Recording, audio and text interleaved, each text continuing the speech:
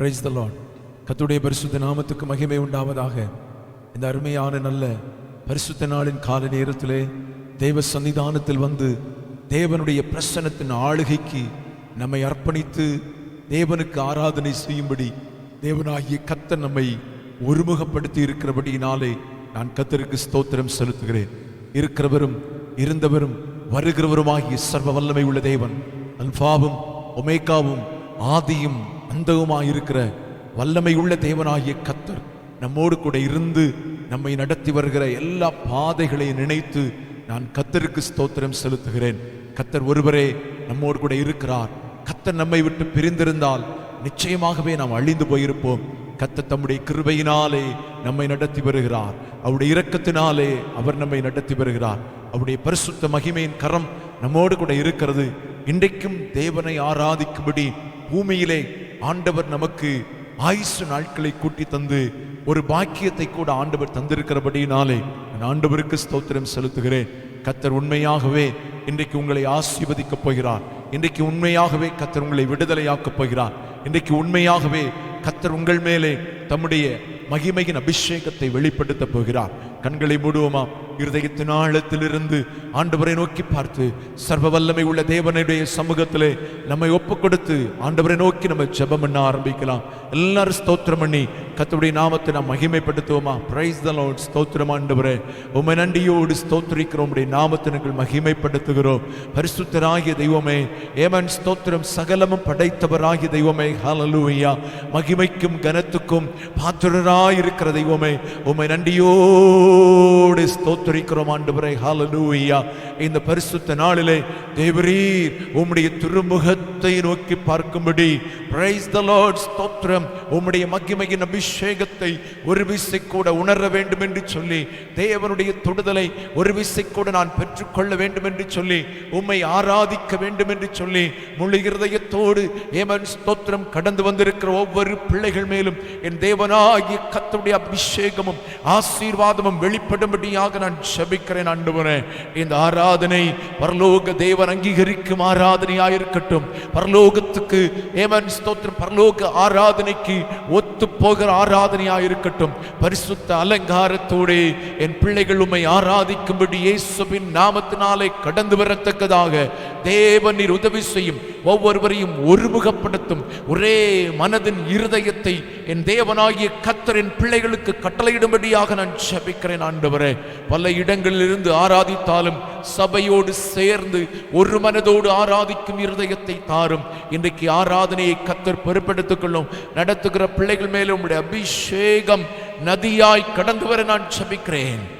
ஆராதனையிலே ஒருவர் மௌனமாக இராதபடி, ஏதோ ஒரு ஆன்லைன் ஆராதனை என்று நினைக்காதபடி, பரலோக தேவனை பரிசுத்த தெய்வத்தை ஆவியோடு உண்மையோடும் ஆராதிக்கிறோம் என்கிற இருதயத்தின் ஆழத்தில் உள்ள உணர்வோடு சேர்ந்து ஆராதிக்க கர்த்தர் உதவி செய்யும்படியாக நாங்கள் ஜெபிக்கிறோம். உம்முடைய திருக்கரங்களில் அர்ப்பணிக்கிறோம். துவக்கம் முதல் முடியும் மட்டும் உம்முடைய பிரசன்னமும் ஆளுகையும் எங்களை நடத்தட்டும் ஐயா. உம்முடைய நாமத்தை மகிமைப்படுத்தும். ஆசீர்வதியும். இயேசுவின் நாமத்தில் ஜெபிக்கிறோம் ஜெபங்களின் நல்ல பிதாவே. Praise the Lord. இந்த காலை வேளையில தேவனை ஆராதிக்கும்படியாய் கூடி வந்திருக்கிற தேவ பிள்ளைகளே, நாம் எல்லாரும் தேவனை பாடி ஸ்தோத்தரிப்போம். ஒரு பாடலை பாடுவோம். கர்த்தரின் சத்தம் வல்லமை உள்ளது, கர்த்தரின் சத்தம் மகத்துவம் உள்ளது. திரண்ட தண்ணீர் மேல் ஜலப்பிரவாகம் மேல் தர்ப்பரன் முழங்குகிறார். சங்கீதம் 29 இந்த பாடல் அப்படியே ஃபுல்லாக இருக்குது. ரொம்ப அருமையான ஒரு பாடல், பழைய பாடல். அவருடைய சத்தம் எவ்வளோ பயங்கரமானது. கேதுரு மரங்களையும் லீபனோனின் மரங்களையும் முறிக்கிறது. அவர் வல்லமை மிக்கவர், மகிமை மிக்கவர் என்று பல விதத்தில் ரொம்ப அழகாக பாடியிருக்கிறாங்க. நம்ம இந்த பாடலை சேர்ந்து பாடுவோம். கர்த்தரின் சத்தம் வல்லமை உள்ளது.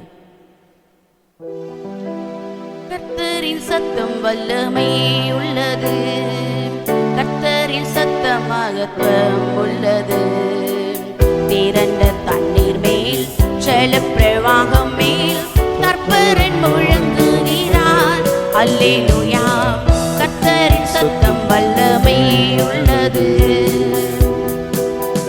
பலவான்களின் புத்திரரே, பரிசுத்த அலங்காரமாய் கனம் வல்லமை மகிமை கர்த்தருக்கு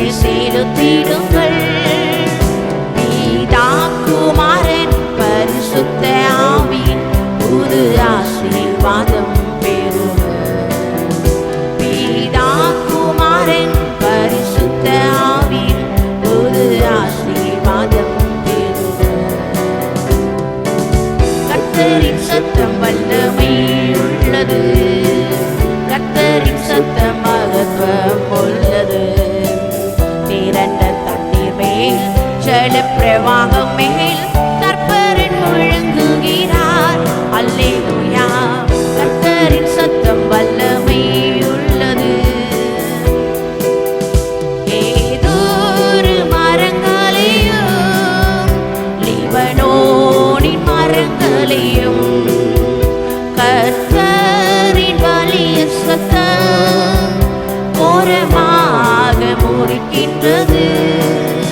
சேனையாதிபன் தமது முன்னிலை செய்ய வீரராக செல்கிறார்.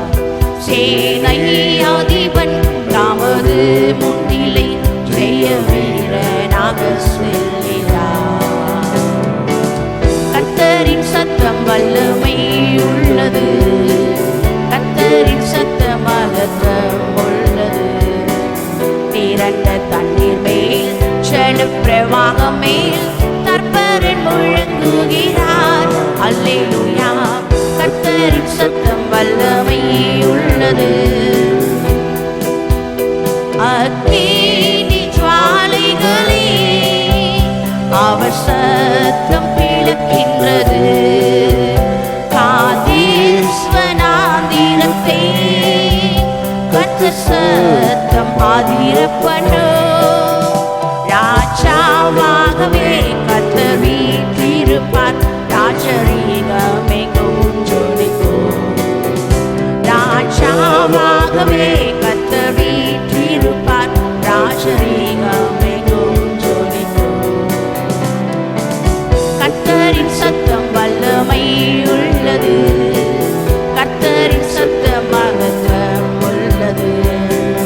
திரண்ட தண்ணீர் மேல் ஜல பிரவாகம் மேல் கர்த்தரின் முழங்குகிறார். அல்லேலூயா. கர்த்தரின் சத்தம் வல்லமை உள்ளது.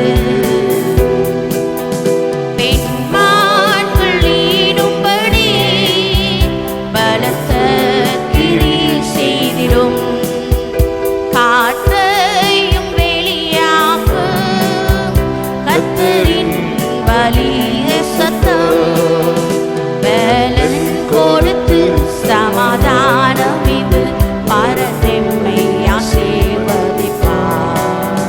பலன் கொடுத்து சமாதானம் இது பரதெம்மை ஆசீர்வதிப்பார்.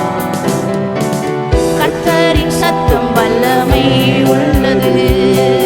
கர்த்தரின் சத்தம் மகத்துவம் உள்ளது. திரண்ட தண்ணீர் மேல் ஜல பிரவாகம் மேல் கர்த்தரின் முழங்குகிறார். அல்லேலூயா. கர்த்தரின் சத்தம் வல்லமை உள்ளது. ஹல்லேலூயா. ஹல்லேலூயா. இன்னொரு பாடலை பாடுவோம். பின்மாரின் அபிஷேகம் மாம்சமான யாவர் மேலும் அதிகமாய் பொழுந்திடுமே. ஆவியில் நிரப்பிடுமே.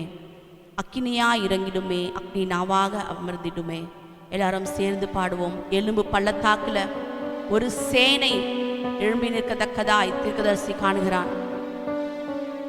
எலும்பாய் இருந்தவர்களை தேவன் எழும்பி நிற்க செய்கிறார். இந்த நாட்களிலும் சோர்ந்து போய் படுத்திருக்கிற தேவ பிள்ளையே, எழுந்து நில்லு. தேவனுக்காய் எழுந்து தேவ சேனையாய் எழும்பி நில்லுங்க. தேவன் நம்மை பயன்படுத்த போகிறார். எல்லாரும் சேர்ந்து பாடும் இந்த பாடலை. பின்மாரின் அபிஷேகம் மாம்சமான யாவர் மேலும். பின்மாரின் அபிஷேகம் மாம்சமான யாவர் மேலும் அதிகமாய் பொழிந்திடுமே. ஆவியில் நிரப்பிடுமே.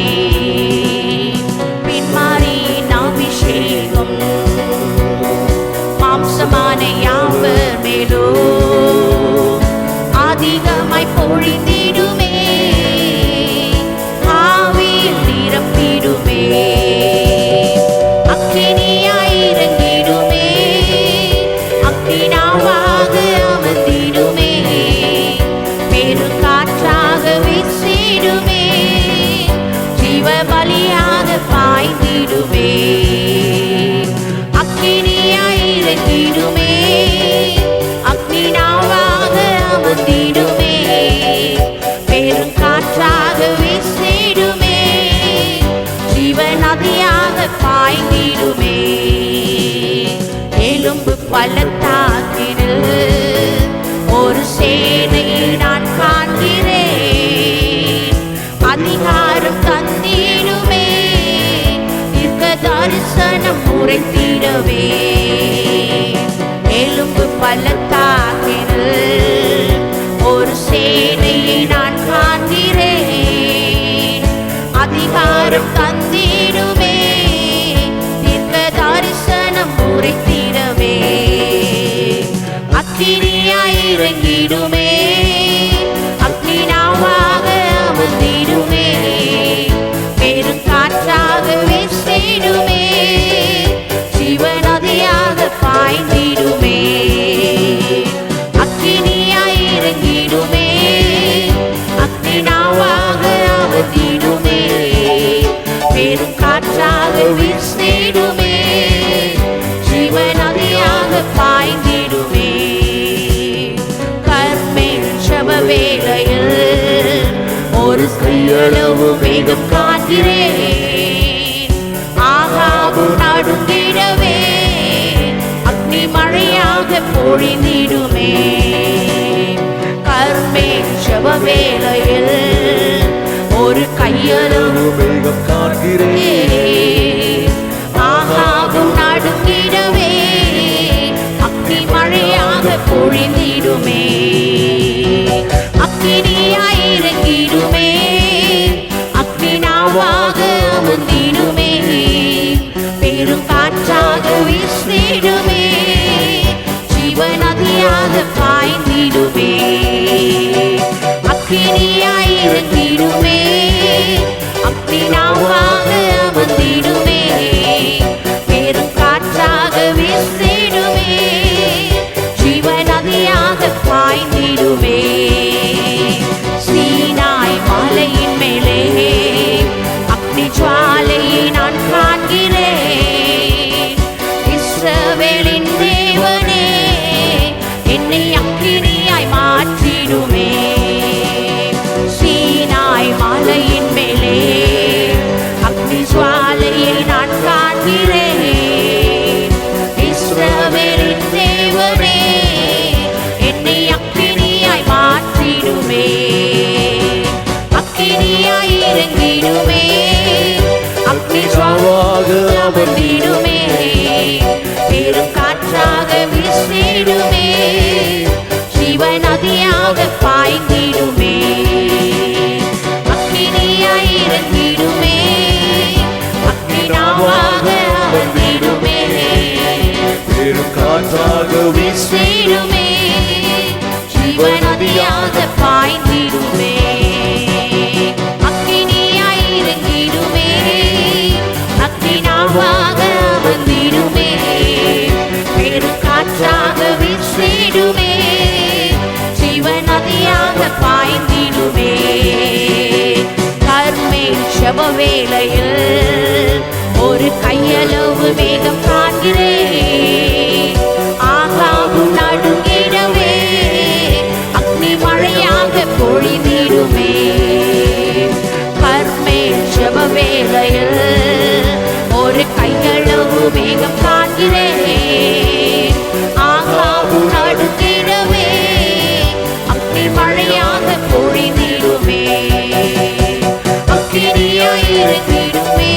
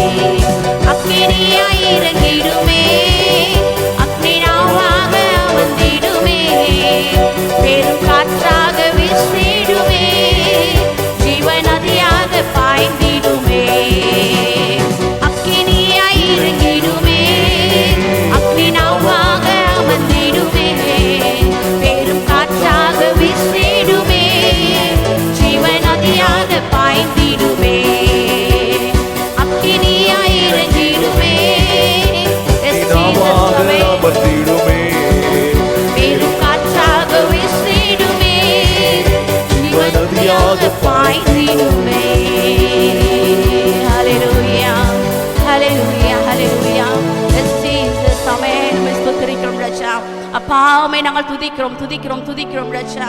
ஆவியானவரே உமக்கு ஸ்தோத்திரம் அப்பா. மாம்சமான யாவர் மேலும் என்னுடைய ஆவியை ஊற்றுவேன் என்று சொன்னீரே ரச்சா. எஸ் ஜீசஸ் ஆமென். இந்த வேளையிலும் அப்பா ஆமென் நீங்கள் சபையின் பிள்ளைகள் ஒவ்வொருத்தர் மேலும் ரச்சா உம்முடைய ஆவியை நீங்க ஊற்றும்படியாய் ஜெபிக்கிறோம். ஆமென். அக்கினியாய் அக்கினியாய் அக்கினியாய் உம்முடைய ஆவியை ஊற்றும்படியாய் ஜெபிக்கிறோம் ரச்சா. அக்கினியாய் இறங்குங்க ரச்சா. ஒவ்வொரு நாவையும் நீங்க தொடுங்க அப்பா. அக்கினி அபிஷேகத்தினால் நீங்க நிரப்பும்படியாய் ஜெபிக்கிறோம் ரச்சா. ஆவியானவரே உமக்கு ஸ்தோத்திரம் செலுத்துகிறோம் உமக்கு ஸ்தோத்திரம் செலுத்துகிறோம் ரச்சா. எஸ் ஜீசஸ் ஹல்லேலூயா ஹல்லேலூயா ஹல்லேலூயா. அப்பா உமக்கு ஸ்தோத்திரம் ரச்சா. எஸ் ரச்சா ஒரு கையளவு மேகம் அப்பா ஆமென் பெரிய மழையை வருவித்ததே ரச்சா. எஸ் ஜீசஸ் ஆவியானவரே இந்த வேளையிலும் அப்பா இந்த வேளையிலும் ரச்சா ஒரு அக்கினி அபிஷேகம் அப்பா எங்க மேல ஊற்றப்படும்படியாய் ஜெபிக்கிறோம். எங்கள் சபையின் பிள்ளைகள் மேல ஊற்றப்படும்படியாய் ஜெபிக்கிறோம். எஸ் ஜீசஸ் ஹல்லேலூயா ஹல்லேலூயா ஹல்லேலூயா. ஆவியானவரே உமக்கு ஸ்தோத்திரம் ரச்சா. ஹல்லேலூயா ஆமென். உம்மை நாங்கள் உயர்த்துகிறோம் அப்பா. பரிசுத்த ஆவியானவரே உமக்கு நாங்கள் மகிமை செலுத்துகிறோம் ரச்சா. உம்மை நாங்கள் ஆராதிக்கிறோம் அப்பா. எஸ் மாஸ்டர் ஹல்லேலூயா ஹல்லேலூயா ஹல்லேலூயா. எங்க மத்தில நீங்க இறங்கி வாங்க ரச்சா. உங்க வல்லமை ஊற்றும்படி எங்க மத்தில இறங்கி வாங்க ரச்சா. ஒளியாந்தல ரஷா கரதிரதலர பலரபா லிபரிதிராதலரதிரந்தலர ஷபரபரதிரலர பலரபா. ஓ ஜீசஸ் ஆமென். உமக்கு ஸ்தோத்திரம் செலுத்துகிறோம் அப்பா. ஷபரபரதிரதலரலரதிர கரதலர பலரபா ஒளிவாரதிரந்தலர ஷபரபரதிரதலர பலரபரபா. அக்கினி மயமானவரே எங்க மேல நீங்க இறங்கி வரும்படி ஜெபிக்கிறோம் அப்பா. லிதர ஷபரபரதிரதலர லிதிகரதிலர பலரபா. எஸ் ஜீசஸ் ஆமென். நுகங்களை முறியடிக்கத்தக்கதான ஒரு அபிஷேகம் அப்பா.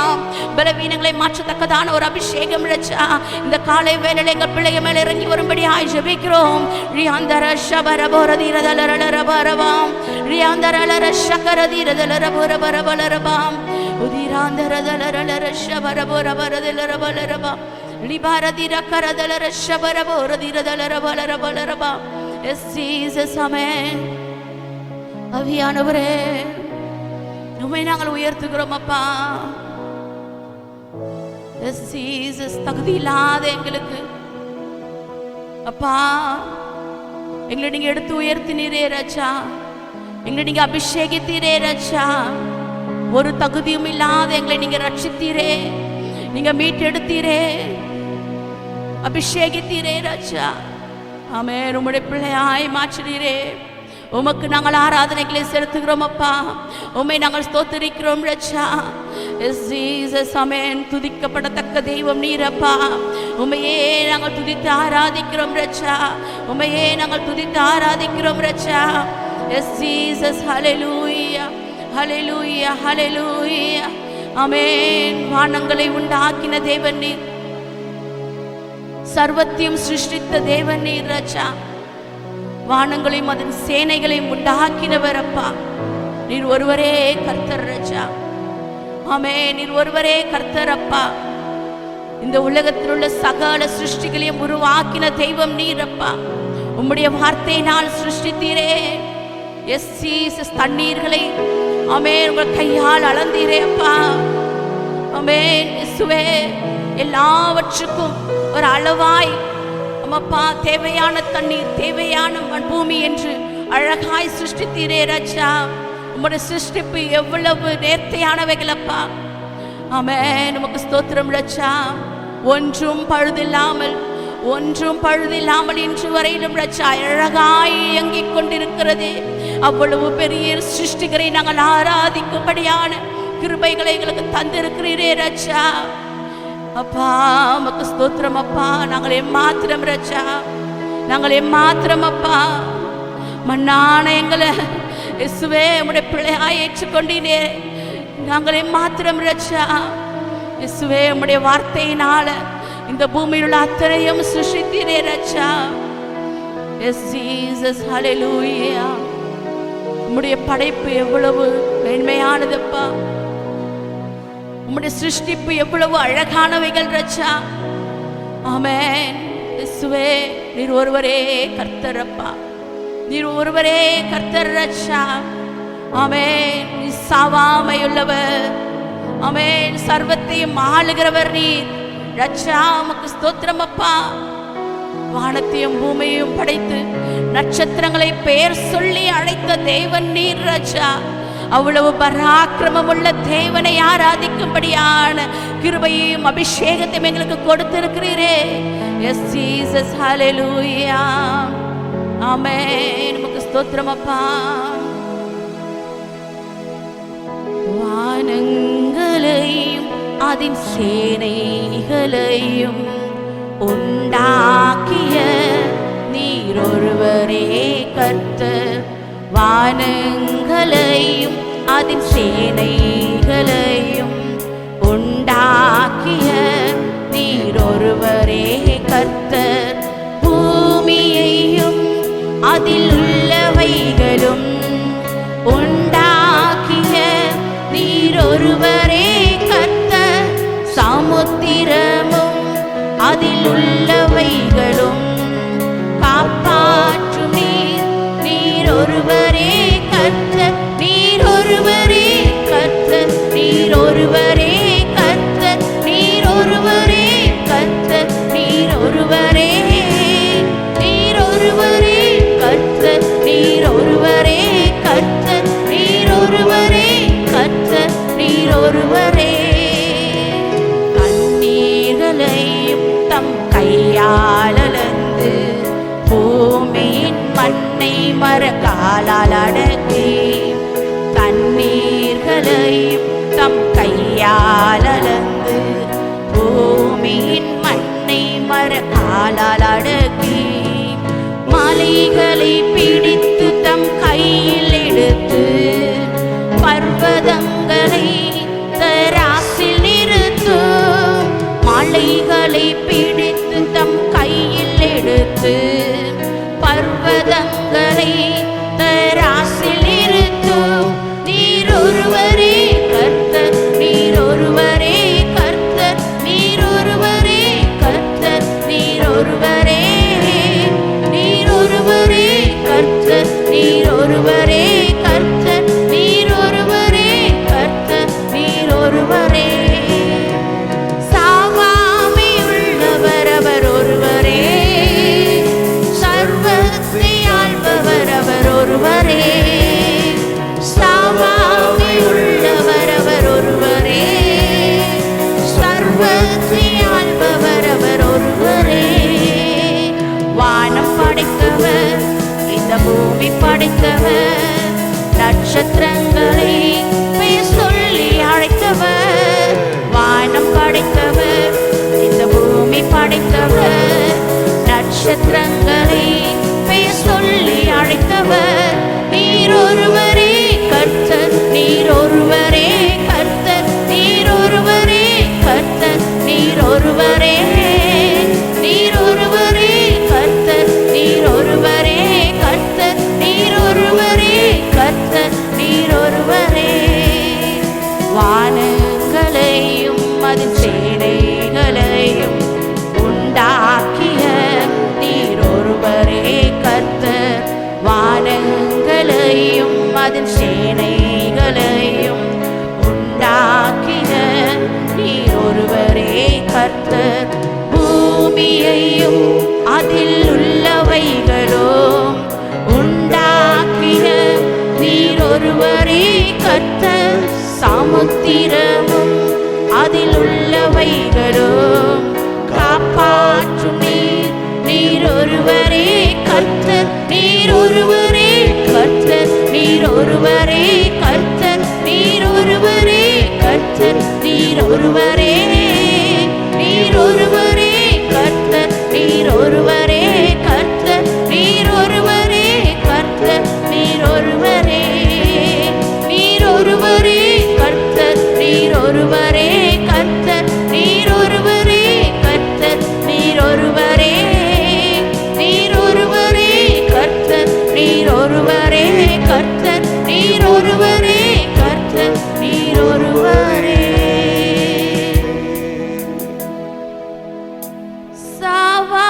சாவாமையுள்ளவர் அவர் ஒருவரே,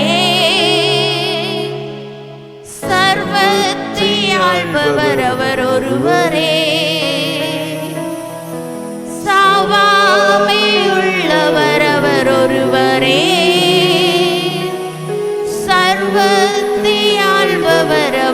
ஒருவரே. வானம் படைத்தவர், இந்த பூமி படைத்தவர், நட்சத்திரங்களை பெயர் சொல்லி அழைத்தவர். வானம் படைத்தவர், இந்த பூமி படைத்தவர், நட்சத்திரங்களை பெயர் சொல்லி அழைத்தவர். நீர் ஒருவரே கர்த்தர், நீர் ஒருவரே கர்த்தர், நீர் ஒருவரே கர்த்தர், நீர் ஒருவரே, நீர் ஒருவரே கர்த்தர், நீர் ஒருவரே கர்த்தர், நீர் ஒருவரே கர்த்தர், நீர் ஒருவரே. ஹல்லேலூயா.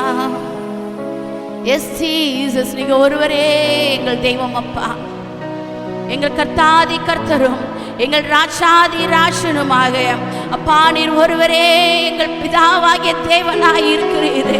எஸ் ஜீசஸ், உம்மை நாங்கள் தொழுது கொள்கிறோம், உம்மை நாங்கள் ஆராதிக்கிறோம், உம்மை நாங்கள் ஆராதிக்கிறோம் ரட்சா.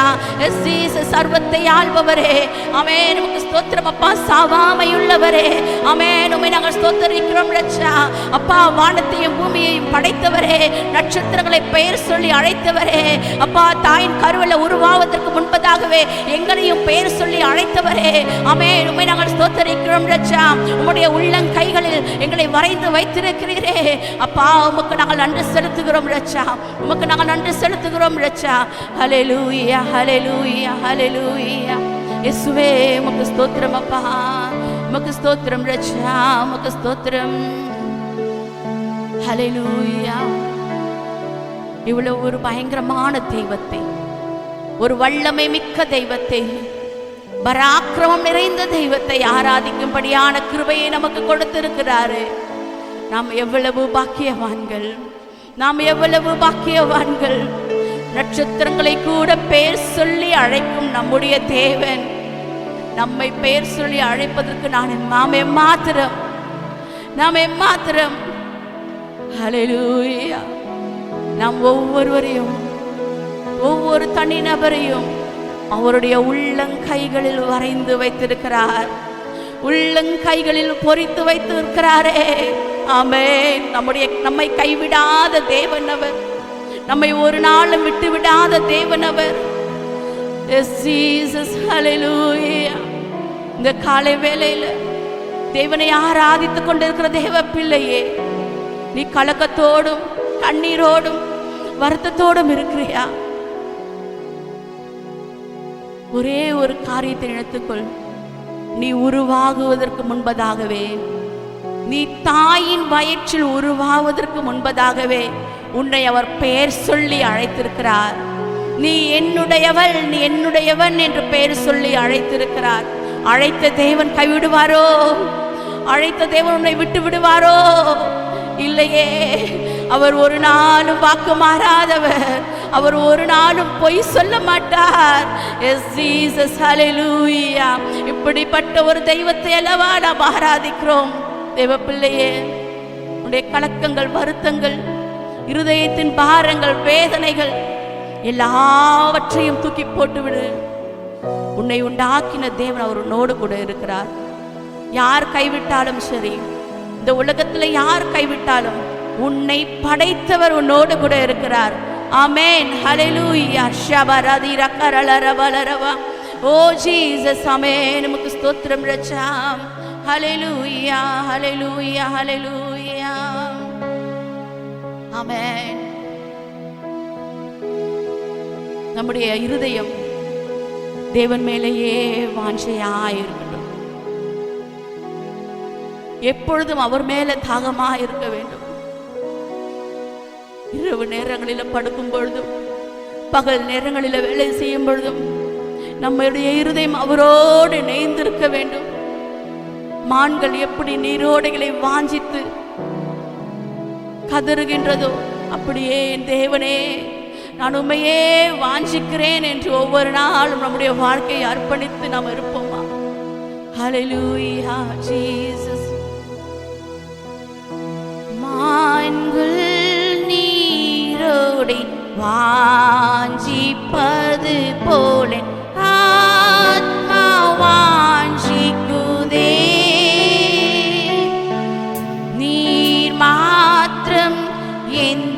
ஆத்மனை சிறுமை ஆராதிக்கின்றேன்.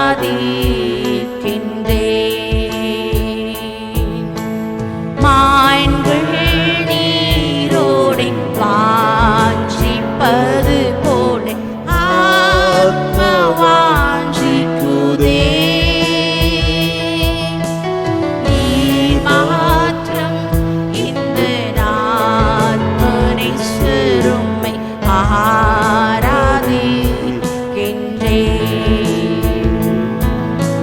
நீரின் பெருமின் கேடகமாம் என் ஆவி என்றும் உமக்கடிபணியோ.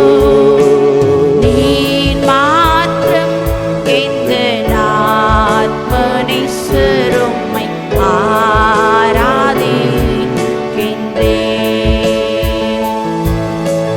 நீரின் பெருமின் கேடகமாம் என் ஆவி என்றும் உமக்கடிபணியோ. நீர் மாத்திரம் எந்த ஆத்மனை சிறுமை ஆராதிக்கின்றேன். ஒரு விசை கூட சேர்ந்து சொல்லுவோம். ஆண்கள் நீரோடை வாஞ்சிப்பது போல ஆத்மா வாஞ்சிக்குதே. நீர் மாத்திரம் எந்த ஆத்மனை சிறுமை ஆராதிக்கின்றேன். நீரின் பெருமின் கேடகமாம் என் ஆவி என்றும் உமக்கடிபணியும். நீர் மாத்திரம் எந்த ஆத்மனை சிறுமை ஆராதிக்கின்றேன். நீர் மாத்திரம் எந்த ஆத்மனை சிறுமை ஆராதிக்கின்றேன்.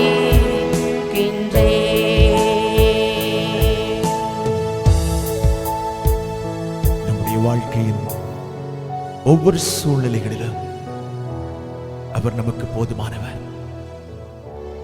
மான்கள் தாகத்துக்காக, தண்ணீருக்காக, தாகம் எடுத்து தண்ணீர் குடிக்க வேண்டும் என்பதற்காக கதறி வாஞ்சித்து ஓடுகிறது போல நம்முடைய ஆத்மா அவர் மேல் தாகமாயிருக்கட்டும். அவர் நமக்கு பலனாயிருப்பார். அவர் நமக்கு கேடகமாயிருப்பார். அவர் மட்டும்தான் நம்முடைய ஆத்தும நேசர். அவர் மட்டும்தான் நம்முடைய மனவேதனைகளை அறிகிறவர். அவர் மட்டும்தான் நம்முடைய துக்கங்கள், பாரங்கள், கவலைகளை அறிகிறதான தேவன். அவருடைய பாதத்தில் ஒவ்வொரு நாளும் உங்களை அர்ப்பணிக்க ஆரம்பிங்க, ஒப்பு கொடுக்க ஆரம்பிங்க. உங்க வாழ்க்கை நிச்சயமாகவே கர்த்தரால வழிநடத்தப்படும். உன் தாகம் தீர்க்கப்படும். உன் ஆத்ம தாகம் தீர்க்கப்படும். மகிழ்ச்சியும் சந்தோஷம் ஆனந்தமும் உன் வாழ்க்கையிலையும் உன் குடும்பத்திலும் நிச்சயமா நிலைத்திருக்க ஆரம்பிக்கும். ஒரே ஒரு காரியத்தை செய்ய ஆரம்பி. மான்கள் தண்ணீருக்காக வாஞ்சித்து கதறி ஓடுகிறது போல நீ ஆண்டவரை நோக்கி உன் சிந்தனைகள் எல்லாம் திருப்ப ஆரம்பி. உன் ஏக்கம், உன் விருப்பம் எல்லாம் இயேசுவாக இருக்கட்டும்.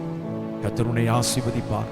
சர்வ வல்லமை உள்ள தெய்வமே, ஆவியானவர்கள் நடுவில் அசைவாடி மகிமையான காரியங்களை செய்ததற்காக உமக்கு நன்றி. ஆவியானவர் தொடர்ந்து கிரியை செய்யுங்க, எங்களோடு பேசுங்க. ஆண்டவரே, உம்முடைய வார்த்தைகள் எங்கள் காதுகளுக்கு இன்பமானதாய், எங்கள் இருதயத்தை புதுப்பிக்கிறதாய், ஆண்டவருடைய வாழ்க்கையை உருவாக்குகிறதாய், எங்கள் வாழ்க்கைக்கு தேவையானதாய், இன்னும் தேவனண்டை நெருங்குவதற்கு ஏதுவானதாய், உம்முடைய ராஜ்யத்துக்கு எங்களை ஆயத்தப்படுத்தக்கூடிய வார்த்தைகளாய் இருக்க கர்த்தர் உதவி செய்யும்படி ஜெபிக்கிறேன். உம்முடைய வல்லமை உள்ள கரங்களில் அர்ப்பணிக்கும். ஆசீர்வதியும். மீதியான பகுதியை பொறுப்படுத்திக் கொள்ளும். துதியும் கனமும் மகிமையும் உமக்கொருவருக்கே செலுத்துகிறோம். இயேசுவின் நாமத்தில் ஜெபிக்கிறோம். ஜெபங்களின் நல்ல பிதாவே, ஆமென். ஆமென்.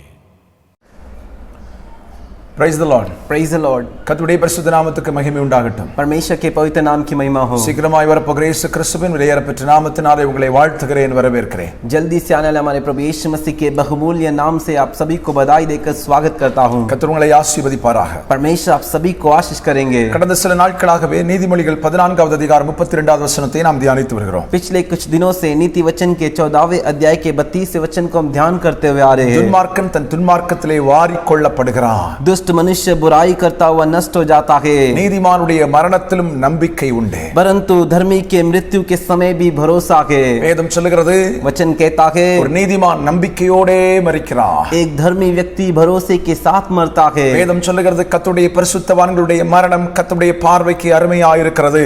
वचन कहता है परमेश्वर के पवित्र भक्तों की मृत्यु परमेश्वर की दृष्टि में अनमोल है कर இரண்டாவதாக நாம் பார்த்தோம், दूसरा हमने देखा கர்த்தருக்குள் மரிக்கிறவர்கள் பாக்கியவான்கள். जो प्रभु में मरते हैं वो धन्य है. மரணம் வரைக்கும் கர்த்தருக்குள் வாழும் வாழ்க்கை வேண்டும். हमें मरने तक प्रभु में जीने का जीवन चाहिए. மூன்றாவது பார்த்தோம், तीसरा हमने देखा கிறிஸ்து எனக்கு ஜீவன், சாவு எனக்கு ஆதாயம். मसीह मेरे लिए जीवन है और मृत्यु मेरे लिए एक जीत है. கடந்த வாரத்தில் கர்த்தர் அதை குறித்து அழகாக பேசினார். पिछले हफ्ते परमेश्वर इसके बारे में एकदम अच्छे सुंदर तरीके से बात किए. நம்முடைய மரணம் நமக்கு ஆதாயமாக மாறுகிறது. हमारा मृत्यु मौत एक जीत बनता है.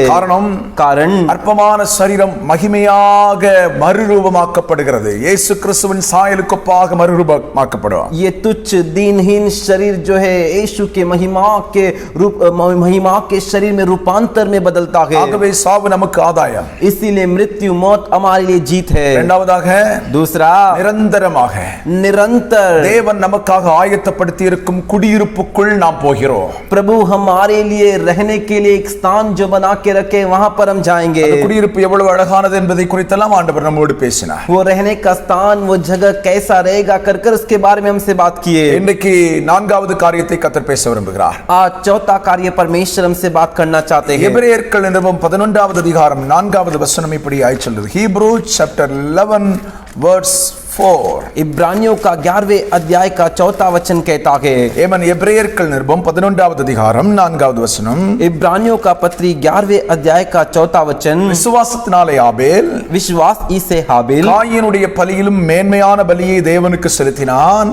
कैन से उत्तम बलिदान परमेश्वर के लिए चढ़ाया. அதனாலே அவன் நீதிமான் என்று சாட்சி பெற்றான். और उसी के द्वारा उसके धर्मी होने की गवाही भी दी गई. அவனுடைய காணிக்கை குறித்து தேவனே சாட்சி கொடுத்தார். और परमेश्वर ने उसकी भेंटों के विषय में गवाही दी. அவன் மரித்தும் இன்னும் பேசுகிறான்.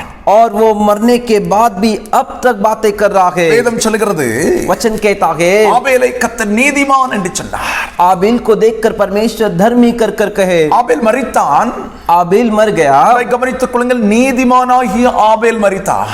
अच्छे से समझिए, धर्मी आबिल मरा. அவர் இன்றைக்கும் பேசிக் கொண்டிருக்கிறார். और वो आज भी बातें कर रहा है. அப்ப நீதிமான்கள் மரித்தாலும் तो धर्मी जन मरते हैं तो भी அவர்கள் பேசிக் கொண்டே இருப்பார்கள். वे बातें करते रहते हैं. அவன் வாழ்ந்த நல்ல வாழ்க்கை, उसने जो अच्छा जीवन बिताया, அவர்கள் வாழ்ந்த நீதி உள்ள வாழ்க்கை, उन्होंने जो धर्म का जीवन जिया, அவர்கள் வாழ்ந்த முன்மாதிரியான வாழ்க்கை, और उन्होंने जो आदर्श का जीवन बिताया, மரணத்துக்கு பின்பும் அநேகருக்குள் பேசப்பட்டு கொண்டே இருக்கும்.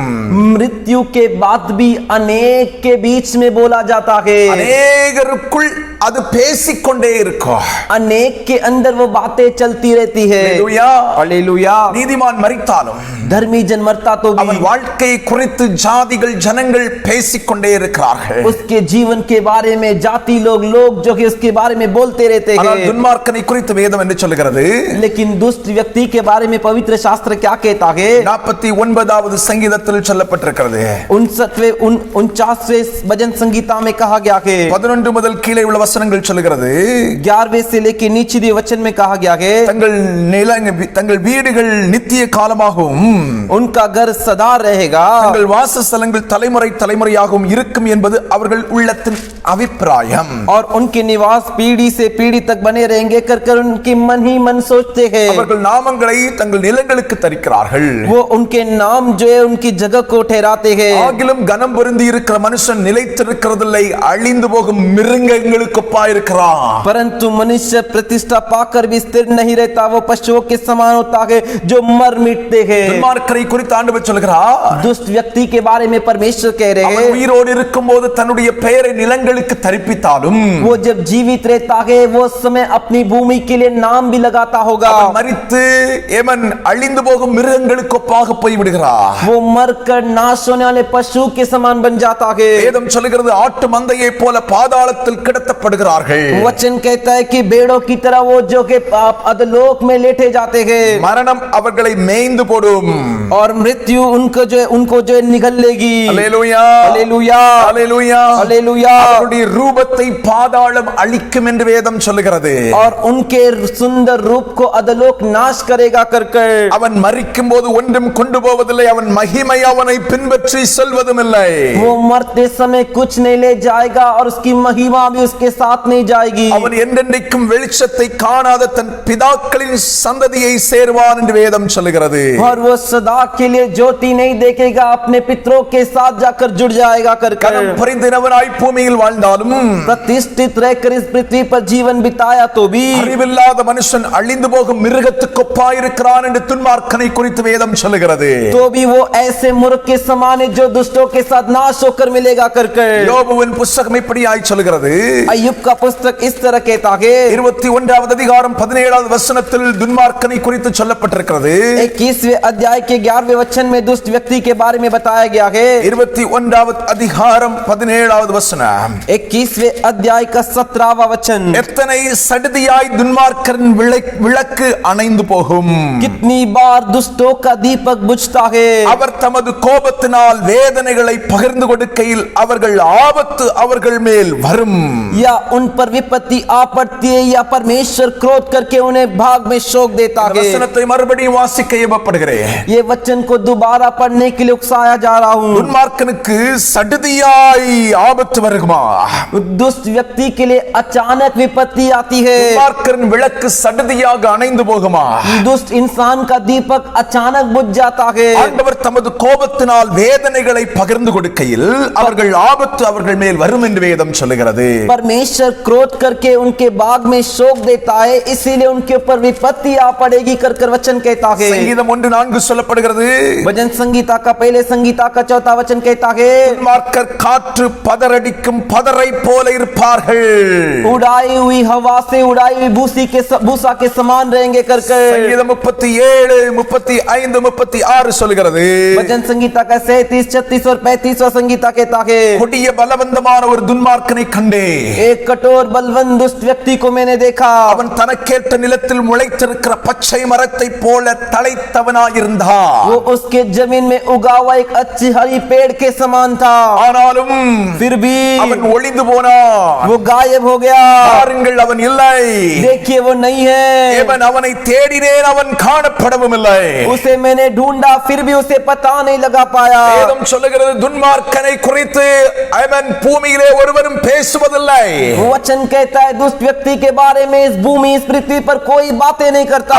பூமியிலே எவ்வளவு கனம் பொருந்தினவனாய் வாழ்ந்தாலும், वो चाहे इस पृथ्वी में कितना भी प्रतिष्ठित नाम लेने वाला व्यक्ति जिया हो, அவன் மரிக்கும் போது மிருகங்களைப் போல மரித்து போகிறான்। वो मरते समय एक जानवर एक पशु के समान मर जाता है। வேதம் சொல்லுகிறது वचन कहता है அவன் ஸ்தோத்திரம் அவனுடைய வாழ்க்கை இல்லாமல் போய்விடுகிறது, அவனை குறித்து பேசுவார் இல்லாமல் போய்விடுகிறது। उसका जीवन ऐसा हो जाता है कि है ही नहीं, उसके बारे में कोई बातें नहीं करता। ஆனால் நீதிமானை குறித்து கர்த்தர் சொல்லுகிறார், लेकिन धर्मी व्यक्ति के बारे में परमेश्वर कहते हैं அவனுடைய வாழ்க்கை மரித்தும் பேசிக் கொண்டிருக்கிறது।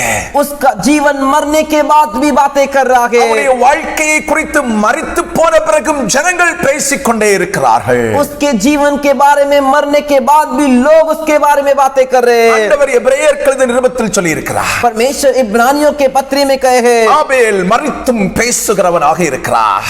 आबिल मर के भी बातें कर रहा है। தேவ பிள்ளையே, परमेश्वर के बच्चे, நாம் மரித்தாலும் हम मरेंगे तो भी நம் விசுவாச வாழ்க்கை குறித்து நம்முடைய குடும்பத்தார் நடுவில் பேசப்பட வேண்டும்। हमारे विश्वास के जीवन के बारे में हमारे परिवार के बीच में बोलना चाहिए। நாம் மரித்தால் हम मरेंगे तो भी நம்முடைய சபை நடுவில் நம்முடைய விசுவாச வாழ்க்கை குறித்து பேசப்பட வேண்டும்। हमारे कलीसिया के बीच में हमारे विश्वास के जीवन के बारे में बातें चलनी चाहिए। நாம் மரித்தால் हम मरेंगे तो भी தலைமுறை தலைமுறையாய் நம்முடைய ஆவிக்குரிய வாழ்க்கையை பரிசுத்த வாழ்க்கையை நம்முடைய பிள்ளைகள் பேச வேண்டும்। पीढ़ी से पीढ़ी तक हमारे पवित्र जीवन के बारे में, हमारे आत्मिक जीवन के बारे में हमारे संतान, हमारे बच्चे बोलना चाहिए। பூமியில் இருக்கும்போது அப்படிப்பட்ட வாழ்க்கை வாழ்வதற்கு தீர்மானம் பண்ண வேண்டும்। इस पृथ्वी पर जीते समय ऐसा जीवन जीने के लिए निर्णय लेना है। ஆபேலின் வாழ்க்கை இன்றைக்கும் நம்மோடு பேசிக் கொண்டிருக்கிறது।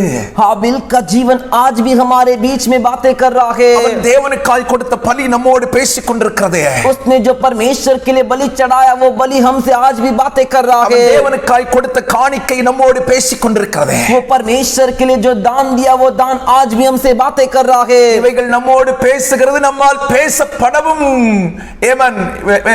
பேசப்படவும் கூடுகிறது। ये हमारे बीच में बातें किया जा रहा है और हमारे द्वारा बोला भी जा रहा है। கிறிஸ்தவன் மரிக்கும்போது मसीह व्यक्ति मरते समय இந்த வரக்கூடிய சந்ததிக்கு நல்ல ஒரு அடையாளத்தை வைத்து போக வேண்டும்। ये आने वाले पीढ़ी संतान के लिए एक अच्छी निशानी रखकर जानी चाहिए। நீயும் நானும் மரிக்கும்போது तू और मैं मरते समय உன் சந்ததிக்கும் என் சந்ததிக்கும் நல்ல ஒரு அடையாளத்தை வைத்து கொண்டு மரிக்க வேண்டும்। तेरे संतान और मेरे संतान के एक अच्छी निशानी छोड़ जानी है। ஆண்டவர் ஆபேலை குறித்து சாட்சி சொல்றார்। परमेश्वर आबिल के बारे में गवाही दे रहे। அவன் கொண்டு வந்த பலியை குறித்து ஆண்டவர் சொல்கிறார்। वो जो बलि लेकर आया उसके बारे में परमेश्वर कह रहे। தேவன் ஸ்தோத்திரம்। ஆண்டவர் சொல்றாரு, परमेश्वर कह रहे அவன் தலையீற்றுகளில் முதன்மையான பலியை கொண்டு வருகிறார்। अपने बेड़ों में से, पहिलोटों में से कुछ को लेकर आ रहा है। ஆதியாகமத்தின் புத்தகத்தை திருப்பிக் கொள்ளுங்கள்।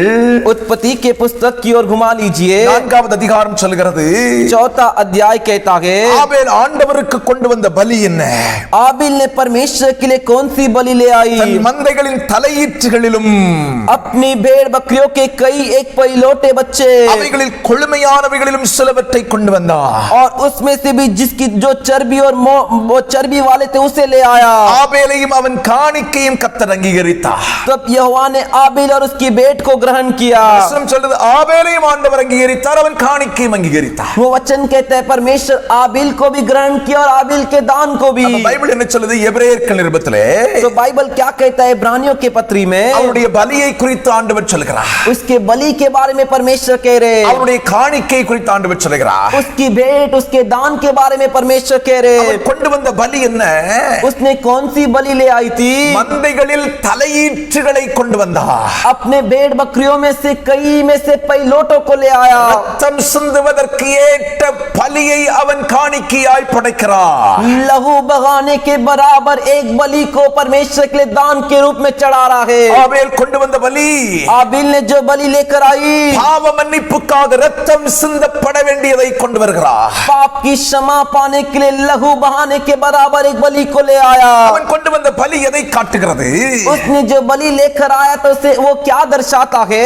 நான் பாவி, मैं एक पापी हूँ। என் பாவங்கள், मेरे पाप, இவன் என் குறைகள், मेरी कमियां, என் குற்றங்கள், मेरे दोष இவன் ஸ்தோத்திரம் மன்னிக்கப்பட வேண்டும், பரிசுத்தமாக்கப்பட வேண்டும்। वो क्षमा किया जाना चाहिए और पवित्र होना चाहिए। பாவங்களை ஒப்புக்கொண்டு अपने पापों को मानकर அதிலிருந்து ஒரு மன்னிப்பையும் சுத்திகரிப்பையும் பெற்றுக்கொள்ள வேண்டும் என்றுதான விருப்பத்தோடு அதற்கு ஏற்ற பலியை மனதார அவன் கொண்டு வந்தார்। उसमें से क्षमा पाकर, उसमें से शुद्ध होकर ऐसे चाहत के साथ वो इस बलि को ले आया। அல்லேலூயா, हालेलुया।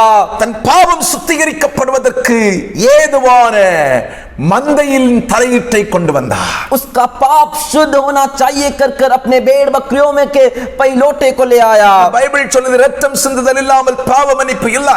बाइबल कहता है लहू के बहाए बिना बिना पाप की क्षमा नहीं है, ஆகவே அதற்கு அடையாளமானதை ஒன்றை கொண்டு வருகிறார். इसीलिए उसकी निशानी में एक को ले आया. அவன் தேவ சமூகத்தில் வரும்போது எரிச்சல் இல்லாதவனாய் வருகிறார். वो परमेश्वर के सम्मुख आते समय बिना जलन के आया. இந்த 4வது அதிகாரத்தில் காயினை குறித்து சொல்லும்போது அவன் எரிச்சல் உள்ளவனாய் வந்தார். इस 4थे अध्याय में केन के बारे में बताया गया कि वो जलन वाला व्यक्ति था.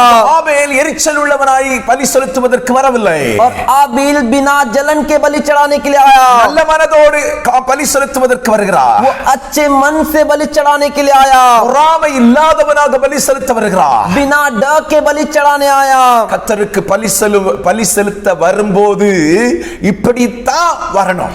परमेश्वर के लिए बलि चढ़ाने के लिए आते समय ऐसा ही आना है. இந்த பலியை தான் கர்த்தர் ஏற்றுக்கொள்வார். इसी बलि को परमेश्वर अंगीकार करेंगे. பொறாமை, डर, எரிச்சல், जलन, கசப்பு, कड़वापन, வெறுப்பு, नफरत, மற்றவங்களுடைய முகத்தை பார்க்காத அனுபவம், दूसरों के चेहरे को नहीं देखने का अनुभव, இந்த மாதிரி வந்துட்டு ऐसा आकर தேவனுக்கு பலி செலுத்த கூடாது. परमेश्वर के लिए बलि नहीं चढ़ाना है. அது துதி பலியா இருக்கலாம், हो सकता है स्तुति बलि हो, ஸ்தோத்திர பலியா இருக்கலாம், धन्यवाद बलि हो, ஆராதனை பலியா இருக்கலாம், या आराधना की बलि हो, ஜெபமா இருக்கலாம். हो सकता है प्रार्थना हो. உன்னை மாற்றாமல் நீ செலுத்தும் பலி காயினின் பலியாய் மாறிவிட. तुझे बदले बिना तू जो बलि चढ़ाता है वो केन के बलि के समान है. ஹல்லேலூயா. हालेलूया. தேவனால் அது அங்கீகரிக்கப்படவே செய்யாது. वो परमेश्वर के द्वारा अंगीकार ही नहीं किया जाएगा.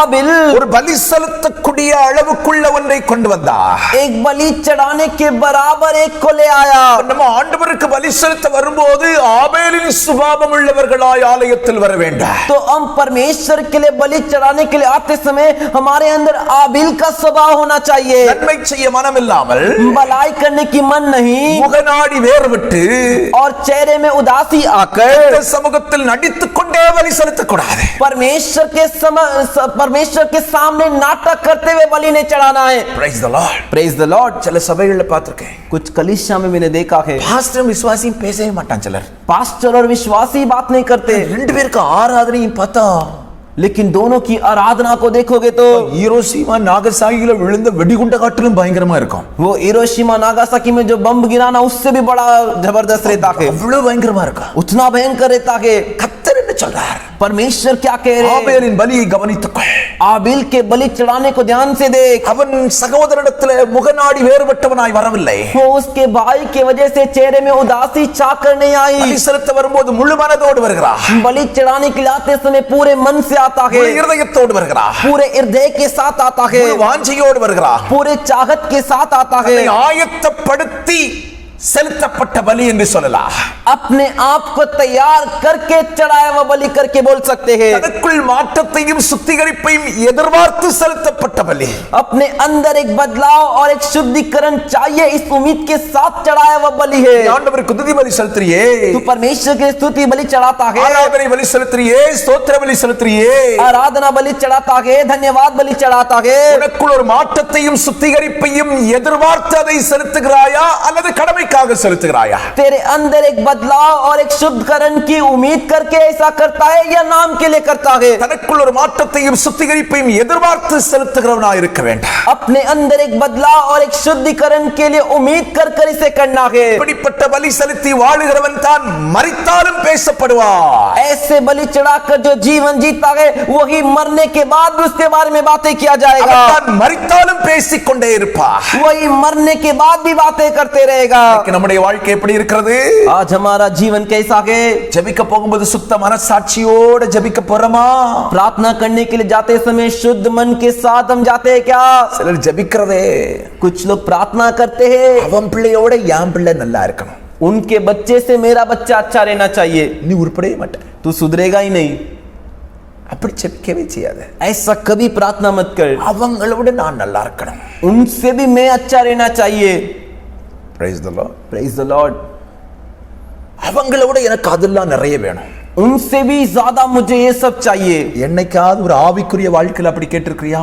किसी दिन तूने आत्मिक जीवन के बारे में ऐसा पूछा है क्या? அவங்களை விட நல்ல ஜெபிக்கணும், उनसे भी अधिक प्रार्थना करना के, அவங்களை நான் கர்த்தருக்காக பயங்கரமா பயன்படணும், उनसे भी अधिक परमेश्वर के लिए उपयोग किया जाना के, இது கேட்க மாட்டாங்க. ये नहीं मांगेंगे. அவங்களோட எனக்கு பெரிய வீடு, उनसे भी बड़ा घर, அவங்களோட என் பிள்ளை நல்லா படிச்சு ஃபர்ஸ்ட் ரேங்க் வாங்கி அந்த போஸ்ட்ல வந்துடணும். उनसे भी मेरा बच्चा, उनके बच्चे से मेरा बच्चा अच्छा पढ़कर पहला पोस्ट में आ जाना चाहिए. யாரையும் கம்பேர் பண்ணி ஜெபிக்காத, வாழவே செய்யாத. किसी के साथ अपनी तुलना करके जीवन मत जी और प्रार्थना मत कर. மற்றவருடைய வளர்ச்சியை நீ சந்தோஷமா ஏற்றுக்கொண்டா நீ வாழ்ந்திருப்ப.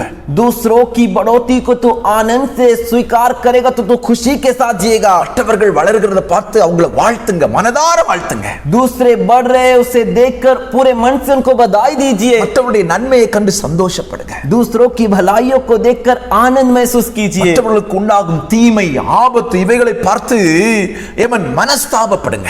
दूसरों के लिए जो बुराई, जो हानि होती है उसे देखकर मन में पछताइए. அதுக்காக நடிக்காத. उसके लिए तू नाटक मत कर. Praise the Lord. Praise the Lord. Hallelujah. Hallelujah. இதுதான் ஆபேலின் பலிக்கும் காயினின் பலிக்கும் உள்ள வித்தியாசம். यही आबिल के बलि और कैन के बलि का फर्क है. ஆபேலின் வாழ்க்கை நினைக்கும் போது, आबिल के जीवन को स्मरण करते हैं तो இன்னைக்கும் நமக்குள்ளால ஒரு விசுவாசத்துக்கு ஏதுவான உற்சாகம் உண்டாகிறது. आज भी हमारे जीवन में एक विश्वास के योग्य एक उत्साह हमारे अंदर होता है. அதுதான் ஆபேல் இன்றைக்கும் பேசிக் கொண்டிருக்கிறார் என்பதன் அடையாளம். वही आबिल आज भी बातें कर रहा है, कर निशानी है. ஆபேல் வாய் திறந்து பேசல. आबिल मुंह खोल के बात नहीं कर रहा. அவருடைய வாழ்க்கையை நினைக்கும் போது, लेकिन उनके जीवन को स्मरण करते समय, அவருடைய வாழ்க்கையை படிக்கும் போது, उनके जीवन को पढ़ते समय நம்முடைய வாழ்க்கையில் விசுவாசத்தில் ஒரு மாற்றத்தை உருவாக்குவதற்கு ஏதுவாக அது வந்து நம்மள உந்தி தள்ளுது பாருங்க.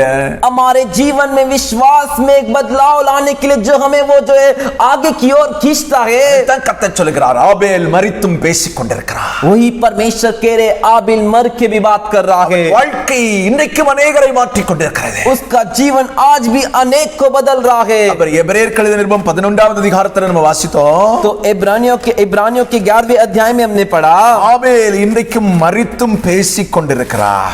आबिल आज भी मर कर बातें कर रहा है. ஹalleluya. हालेलुया. அதுக்கு ஆண்டவர் சொன்ன ரெண்டு காரியத்தை தான் நம்ம அதுல தியானிக்கிறோம். उसमें परमेश्वर ने कहे दो कार्य को हमने ध्यान किया. ஒன்று அவனுடைய காணிக்கை, पहला उसका दिया हुआ दान. அவனுடைய பலி, காயினுடைய பலியிலும் மேன்மையான பலியை தேவனுக்கு செலுத்தினார். पहला उसका बलि, कैन के बलि से भी उसने जो है उत्तम बलि चढ़ाई. ஆகவே தான் அவன் நீதிமான் என்று சாட்சி பெற்றான். அவன் இன்றைக்கும் பேசிக் கொண்டிருக்கிறார். इसीलिए वो धर्मीय करके गवाही पाया और आज के दिन भी बातें कर रहा है. இரண்டாவது கர்த்தர் சொல்கிறார், दूसरा परमेश्वर कह रहे हैं காணிக்கையை குறித்து கர்த்தரே சாட்சி கொடுத்தார். और उसके भेंट के बारे में उसने दिए दान के बारे में परमेश्वर स्वयं गवाही दिए. அவன் செலுத்தினதான காணிக்கை நீதிமானுக்கு ஒத்த காணிக்கையா இருந்தது. उसने जो दान दिया, जो भेंट चढ़ाई वो धर्मी व्यक्ति के बराबर थी. ஆதியாகமம் 4வது அதிகாரம் 4வது வசனத்துக்கு நேராய் திருப்பிக் கொள்வோம். अभी हम उत्पत्ति के किताब के 4 अध्याय के 4 वचन की ओर घुमा लेंगे. ஆபேல் தன் மந்தையின் தலையீற்றுகளிலும் அவைகளில் கொழுமையானவைகளும் சிலவற்றை கொண்டு வந்தார். आबिल जो अपने भेड़ बकरियों के पहिलौठों में से, उनमें से भी जो चर्बी वाले उन्हें ले आया. ஆபேலையும் அவன் காணிக்கையும் கர்த்தர் அங்கீகரித்தார். आबिल और उसकी भेंट को तो परमेश्वर ग्रहण किए. ஆபேல் கொண்டு வந்த காணிக்கை என்னது? तो आबिल ने क्या दान लेकर आया? தலையீற்றுகளில் முதன்மையானது, கொழுமையானது. पहिलौठे बच्चे भेड़ बकरियों में से जो एकदम अच्छे और चर्बी वाले. நல்ல கவனிங்க, தலையீற்றுகளில் முதன்மையானது, கொழுமையானது. भेड़ बकरियों के कई पहिलौठे बच्चे और एकदम चर्बी वाले. முதல் தரமானது, ஃபர்ஸ்ட் குவாலிட்டி. तो पहले किस्म का फर्स्ट क्वालिटी. அப்ப அவனுடைய மந்தைகளில் முதல் தரமானதை ஏவன் ஆண்டவருக்கு படைக்கிறான். तो वो अपनी भेड़ बकरियों में से जो पहले किस्म के, जो बहुत फर्स्ट क्वालिटी के, उसे परमेश्वर के लिए देता है. Praise the Lord. Praise the Lord. மந்தைகள் எல்லாம் அப்படியே கொண்டு விடுறான். भेड़ बकरियों को वहां जाकर छोड़ा. கர்த்தருக்காக கொடுக்கணும். परमेश्वर के लिए देना है. இருந்ததுல கொழுமையானது எது? उसमें से सबसे चर्बी वाला कौन सा है? இருந்ததுல நல்ல அழகா இருக்கிறது எது? उसमें से सबसे अच्छा सुंदर कौन सा है? பெருசா இருக்கிறது எது? बड़ा कौन सा है? தரன்னு இழுத்துட்டு வந்தான். उसे पकड़ के कर खींच के आया. இது வித்தா நிறைய விலை கிடைக்கும் தான். उसे बेचेंगे तो बहुत ज्यादा पैसे मिलेगा. ஆனா அதத்தான் ஆண்டவருக்கு கொடுக்கணும். लेकिन उसे ही परमेश्वर को देना है. ஆமென். आमीन. எத்தனை பேர் இன்னைக்கு நம்ம அதை செய்கிறோம்? आज हम में से कितने लोग ऐसा करते हैं? சம்பளம் வந்த உடனே पगार आते ही முதல்ல கர்த்தருக்குரியதை எடுத்து வைக்கிறோமா? पहला परमेश्वर का जो है उसे निकाल कर रखते हैं क्या? முதல்ல கர்த்தருக்குரியதை எடுத்து வச்சுக்கிட்டு ரெண்டாவது நம்ம யூஸ் பண்றோமா? पहला परमेश्वर का जो है उसे निकाल कर रखकर दूसरा हम इस्तेमाल करते हैं क्या? எல்லாம் யூஸ் பண்ணிட்டு சுட்டா பிட்டா எது கிடக்குதோ அதை ஆலயத்துக்கு கொண்டு வர்றோமா? नहीं तो सब इस्तेमाल करने के बाद जो भी छुट्टा बच्चा है उसे चर्च में लेके आते हैं क्या? ஆபேல் நீதிமான் மரித்தும் பேசுகிறான். आबिल धर्मी व्यक्ति हो, मरने के बाद भी उसके बारे में बातें किया जा रहा வாழ்க்கை है. அப்படி இருக்கணும்னு தான் கர்த்தர் இன்னைக்கு பேசிக் கொண்டிருக்கிறார். तेरा जीवन भी ऐसा रहना चाहिए करके परमेश्वर आज बातें कर रहे हैं. Praise the Lord. Praise the Lord. Hallelujah. Hallelujah. அப்ப ஆபேல் முதல் தரமானதை கொழுமையானதை முதல்ல அப்படியே எடுத்து வச்சிட்டான். तो आबिल पहले किस्म का एकदम बेस्ट क्वालिटी का जो पहिलोटा और चर्बी वाला तो उसे निकाल के अलग रख दिया. இது எதை காட்டுகிறது தெரியுமா? ये किसे बताता है मालूम है क्या? தேவனுக்கு கொடுக்கும் காணிக்கையின் முக்கியத்துவத்தை கொடுக்கிறது. ये காட்டுகிறது. ये परमेश्वर के लिए दिए जाने वाले दान के बारे में मुख्यता बताता है. Praise the Lord. Praise the Lord. காணிக்கை கொடுப்பதை விட दान देने से बढ़कर கொடுக்கும் எண்ணத்தை தான் கர்த்தர் கவனிக்கிறார். देने वाले सोच और विचार को ही परमेश्वर देखते हैं. எனக்கு முதல் தரமானதை கொடுக்கறானா? मेरे को पहले किस्म का दे रहा है क्या? எனக்கு முதல் இடம் கொடுக்கறானா இல்ல இரண்டாவது இடம் கொடுக்கறானா? मेरे को पहला स्थान दे रहा है या दूसरा स्थान दे रहा है? Praise the Lord. Praise the Lord. Hallelujah. Hallelujah. என் கட்டளை ஆகவே கொடுக்கறானா? मेरा आज्ञा है इसीलिए वो दे रहा है क्या? என் மேல் அன்பு வைத்து नहीं तो मेरे ऊपर प्रेम रखकर நான் செய்த உபகாரங்களை நினைத்து நன்றி உள்ள இருதயத்தோடு கொடுக்கறானா? मैंने जो उपकार उसके लिए किया है उसे धन्यवाद के हृदय के साथ दे रहा है क्या? இதை இரண்டையும் ஆண்டவர் கவனிக்கிறார். इन दोनों को परमेश्वर ध्यान से देखते हैं. இன்னைக்கு நிறைய கிறிஸ்தவங்க என்ன நினைக்கிறாங்க? आज बहुत से मसीह लोग क्या सोच रहे हैं? கர்த்தருடைய கட்டளை ஆச்சே கொடுக்கணுமே அப்படின்னு கொடுக்கறான். परमेश्वर की आज्ञा है इसीलिए देना है करके देते. தயவு செய்து கொடுக்கவே செய்யாத.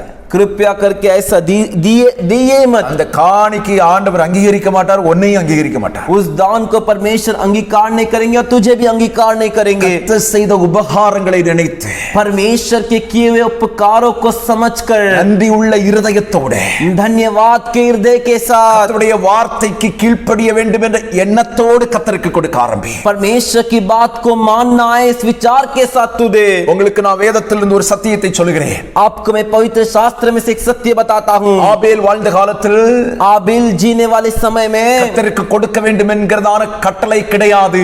परमेश्वर के लिए देना है कर आज्ञा नहीं थी. ஆனால் लेकिन ஆபேல் இப்படிப்பட்ட ஒரு மேன்மையான காணிக்கையை கொண்டு வருவதற்கு காரணம் என்ன? आबिल इतना ऊंचा बेट लेके आने का कारण क्या था? கர்த்தர் செய்த சகல உபகாரங்களையும் மறவாமல் கொண்டு வருகிறான் காணிக்கை. परमेश्वर उनके लिए किए हुए उपकारों को बिना भूले हुए दान लेकर आया. ஒரு ஆடு ரெண்டு ஆடு தான் இருந்துச்சு.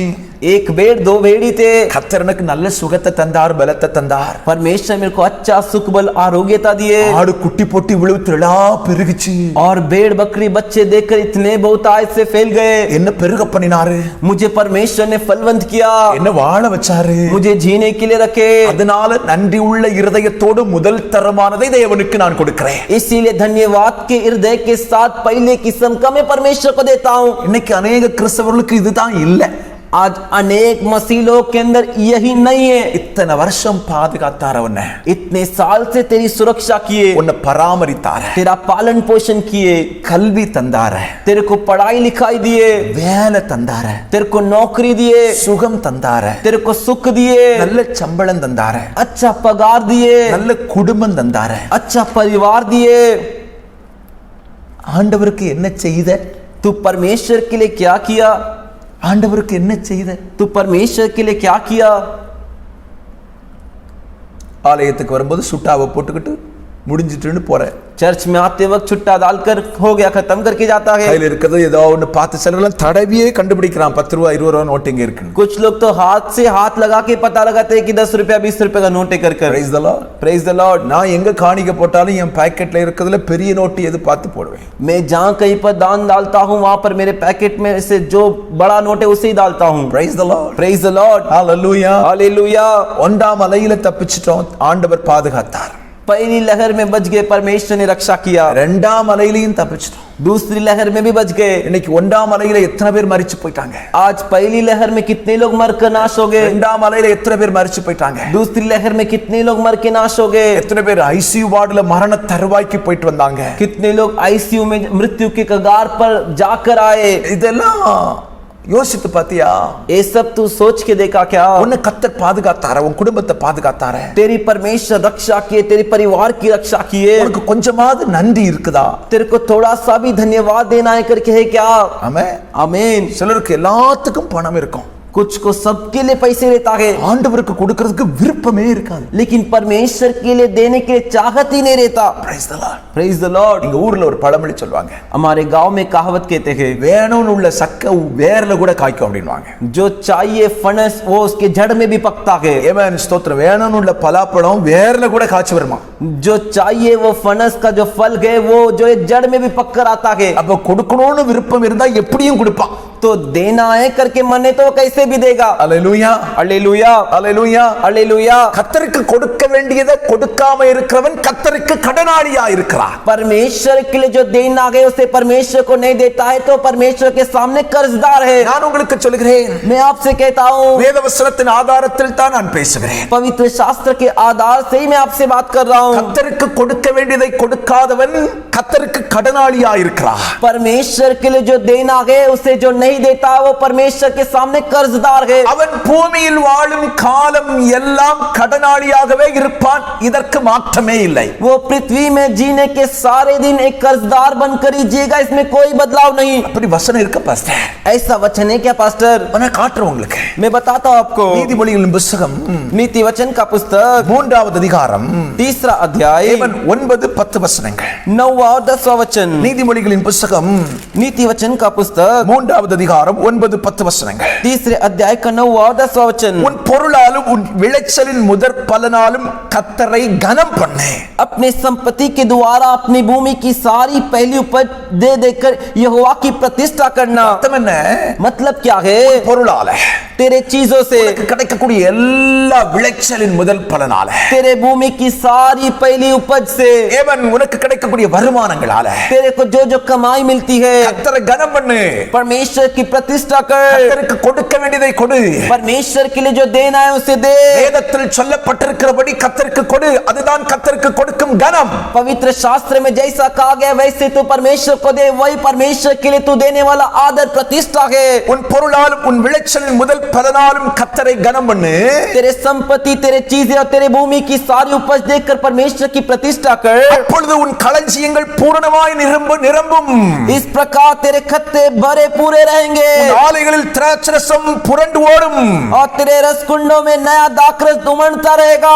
நான் உங்களுக்கு இப்படி சொல்றேன், तो मैं आपको ऐसा बताता உன் हूँ, பொருளாலும் எல்லா விளைச்சலாலும் கர்த்தரை நீ கனவீனம் பண்ணினார், तेरे संपत्ति, तेरे चीजों से और तेरे पहली उपज से तू परमेश्वर का अनादर करेगा तो, கர்த்தரை கனவீனப்படுத்தினார், परमेश्वर का प्रतिष्ठा नहीं करेगा तो களஞ்சியங்கள் காலியாக இருக்கும்। तेरे खत्ते खाली रहेंगे உன் ஆலைகளில் திராட்சரசம் ஒண்ணுமே இருக்காது, எம்டியா இருக்கும்। और तेरे रसकुंडों में दाख मधु नहीं रहेगा, वो खाली रहेगा। அதான் நான் உங்களுக்கு சொன்னேன், वही मैंने आपको बताया। கர்த்தருக்கு கொடுக்க வேண்டியதை நீ கர்த்தருக்கு கொடுக்காமல் கடனாளியா இருந்தா, परमेश्वर को जो देना है उसे नहीं दिया और कर्जदार बनकर है तो பூமியில் வாழும் காலம் முழுசும் நீ கடனாளியா தான் இருப்ப। पृथ्वी में जीने के सारे दिन तो कर्जदार बनकर ही रहेगा। அல்லேலூயா, हालेलुया। தசமபாகம் என்று சொல்லி வேதத்தில் சொல்லப்பட்டிருக்கிறதே, दशमांश करके पवित्र शास्त्र में कहा गया இது है। வேதத்தில் சொல்லப்பட்ட ஒரு சத்தியம் என்பதை புரிந்து கொள்। ये पवित्र शास्त्र में कहा गया एक सत्य है करके जान ले।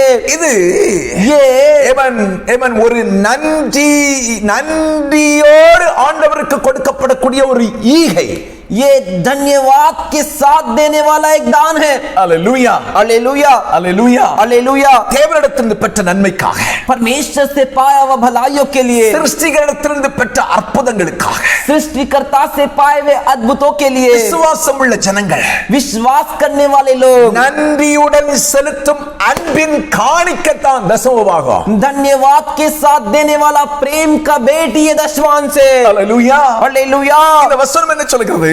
ये वचन क्या कहता है? கர்த்தருக்கு கொடுக்க வேண்டியதை கொடுக்கிறவன் கர்த்தரை கனப்படுத்துகிறார். परमेश्वर के लिए जो देना है उसे जो देता है वो परमेश्वर की प्रतिष्ठा आदर करता है, கர்த்தருக்கு கொடுக்க வேண்டியதை கொடுக்காதவன் கர்த்தரை கனவீனப்படுத்துகிறார். और परमेश्वर के लिए जो देना है उसे नहीं देता है वो परमेश्वर का अनादर करता है। கர்த்தரை கனவீனப்படுத்துகிறவன் எப்படி மேன்மை அடைய முடியும் என்பதை புரிந்து கொள். परमेश्वर की जो प्रतिष्ठा नहीं करता वो कैसे ऊंचे उठेगा कर हम कैसे जान सकते हैं? ஹalleluya. हालेलुया। வசனம் சொல்லுகிறது, 8वां वचन कहता है, கர்த்தருக்கு கொடுக்கிறவன் பூரணமான ஆசீர்வாதம் உடையவனாய் இருப்பார். परमेश्वर के लिए जो देता है वो परिपूर्ण आशीष पाएगा, களஞ்சியங்கள் பூரணமாய் நிரம்ப, उसके खत्ते भंडार पूरे भरे रहेंगे। கர்த்தருக்கு கொடுக்கிறவனுடைய வாழ்க்கையில ஒரு குறையும் வராதுங்க. परमेश्वर के लिए जो देता है उसके जीवन में एक भी घटी नहीं आती है भाई। Praise the Lord. Praise the Lord. Hallelujah. Hallelujah. வேதம் அதை சொல்கிறது. वचन से कहता है, நான் உங்களுக்கு சாட்சி. मैं आपके सामने गवाही हूँ। Praise the Lord. Praise the Lord। கர்த்தருக்கு கொடுக்கணும்னா எனக்கு ரொம்ப சந்தோஷம். परमेश्वर के लिए देना है तो मुझे बहुत आनंद होता है। எவ்வளவு இருக்கோ அவ்வளவும் கொடுக்கணும், அதான் எனக்கு சந்தோஷம். जितना है उतना देना है, वही मेरी खुशी है। Hallelujah. हालेलुया। ஆண்டவர் என் வாழ்க்கையில இதுவரைக்கும் குறை வைக்கவே இல்லை, இனியும் வைக்க மாட்டார். परमेश्वर मेरे जीवन में कमी रखे ही नहीं और आगे भी नहीं रखेंगे। Praise the Lord. Praise the Lord. Hallelujah. Hallelujah. ஒரு காரியங்களை கர்த்தர் மேன்மையாத்தான் நடத்திட்டு வர்றார். हर एक कार्य में परमेश्वर ऊंचे तरीके से बड़प्पन के साथ ही चला कर ले आ रहे हैं। யோசிக்கலாம், कुछ सोच सकते हैं, பாஸ்டர் உங்களுக்கு என்ன, உங்கள்ட்ட எல்லாம் நிறைய இருக்கும் போல இருக்கு. पास्टर आपको क्या, आपके पास तो बहुत ज्यादा रहेगा। நான் எதையுமே எனக்குன்னு வைக்கிறது இல்லைன்னு நான் உங்களுக்கு சொல்றேன்ல. मैं मेरे लिए कुछ नहीं रखता हूं कर आपको बताया हूं ना। Praise the Lord. Praise the Lord। கர்த்தருக்கு மகிமை உண்டாகட்டும். परमेश्वर की महिमा हो। ஏமன் சந்தோஷமாய் மகிழ்ச்சியாய் நான் ஆண்டவருக்கு கொடுக்க விரும்புகிறேன். आनंद के साथ, खुशी के साथ परमेश्वर को देना चाहता हूं। எல்லாத்தையுமே ஆண்டவருக்கு கொடுக்க விரும்புகிறேன். सब कुछ परमेश्वर को देना चाहता हूं। 10ல ஒண்ணு தான் கொடுக்கணும்னு எனக்கு அல்ல. 10 में से एक ही परमेश्वर को देना है, ऐसा नहीं। எல்லாமே கர்த்தருக்கு அப்படின்றதான் என்னுடைய டார்கெட். सब कुछ परमेश्वर का है, यही मेरा टारगेट लक्ष्य है। அதனால இந்த வசனங்களை நான் தைரியமா உங்களுக்கு பிரசங்கிக்க முடியும். इसीलिए ये वचन को मैं आपसे धैर्य में बता सकता हूं। சிலர் என்ன நினைக்கிறாங்க, कुछ लोग क्या सोचते हैं, கடன் இருக்கு, कर्ज है, நான் எப்படி கொடுக்க முடியும், मैं कैसे दे सकता हूं, நான் கொடுத்தா என் பிரச்சனை அதிகமாயிருமே, मैं दूंगा तो मेरी परेशानी अधिक हो जाएगी। கடன் ஆகிறதுக்கு காரணம் என்ன? कर्ज उधारी आने का कारण क्या है?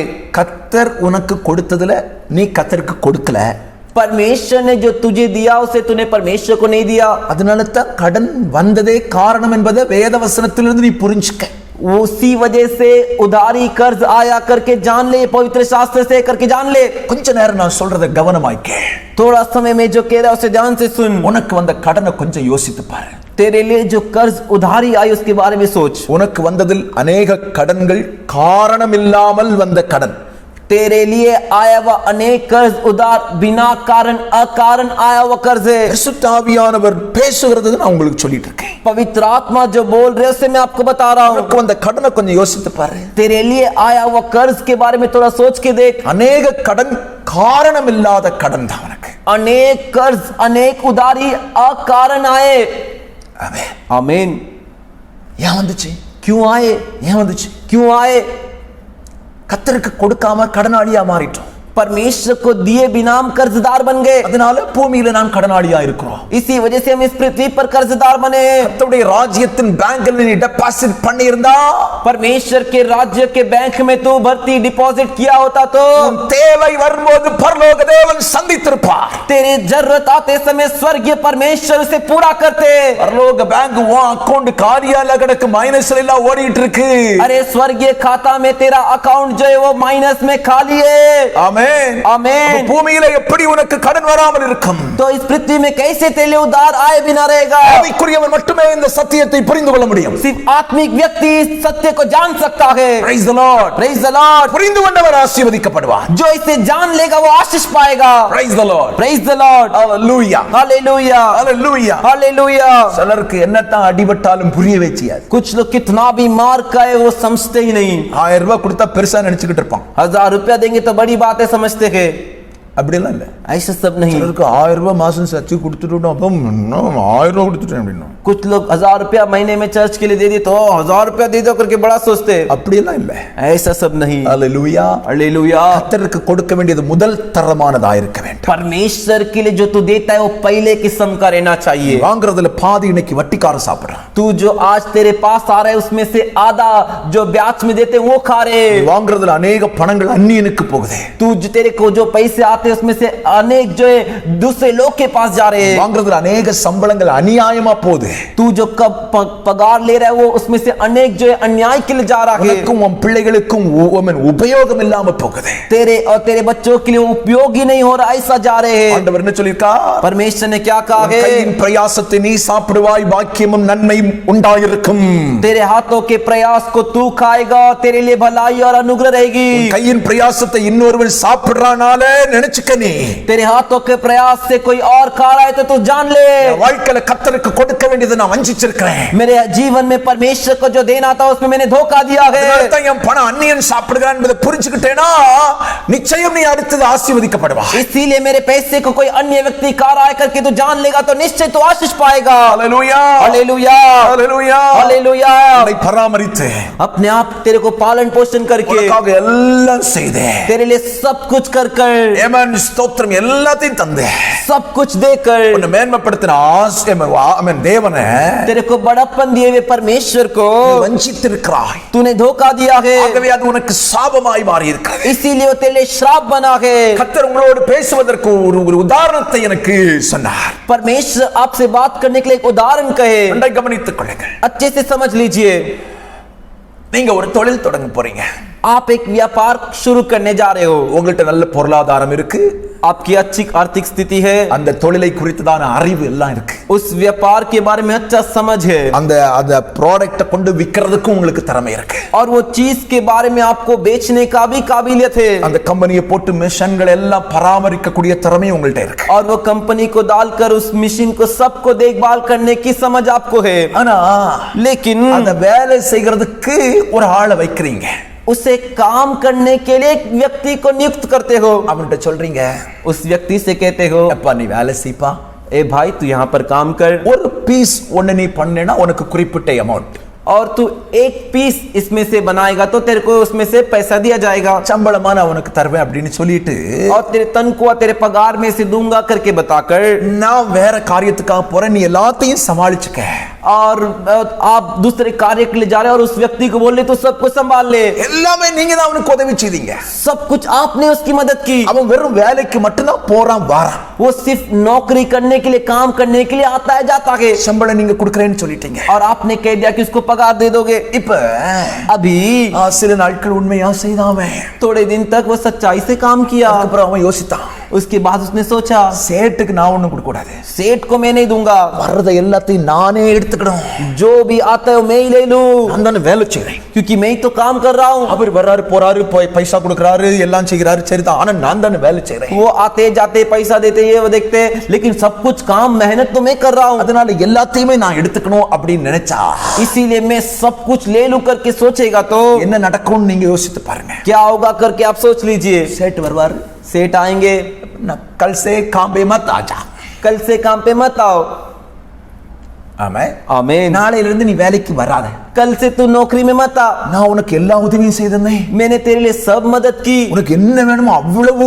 ஃபெசிலிட்டி கொடுத்தேன், तेरे को जो भी सुविधा चाहिए थी वो सारी सुविधा दी, ஆனா எனக்கு தர வேண்டியதையும் நீ எடுத்துக்கிட்டியா வஞ்சிச்சு, लेकिन मुझे जो देना था उससे भी तूने धोखे से ले लिया। क्या இவ்வளவு மோசமான வேலைக்காரன் எனக்கு வேண்டான்னு சொல்லுவானா சொல்ல மாட்டானா? इतना बुरा नौकरी करने वाला नहीं चाहिए करके वो कहेगा कि नहीं? Praise the Lord. Praise the Lord। அந்த சேட்டுக்கு கோபம் வருமா வராதா அப்படின்றத மட்டும் நீங்க யோசித்து பாருங்க. वो सेठ को गुस्सा आएगा या नहीं आएगा करके सोच लीजिए। இன்னைக்கு இதைத்தான் நம்ம செய்றோம். आज हम ऐसा ही कर रहे हैं। ஆண்டவர் எல்லாம் தரார். परमेश्वर सब कुछ दे रहे हैं। ஆமென். आमीन।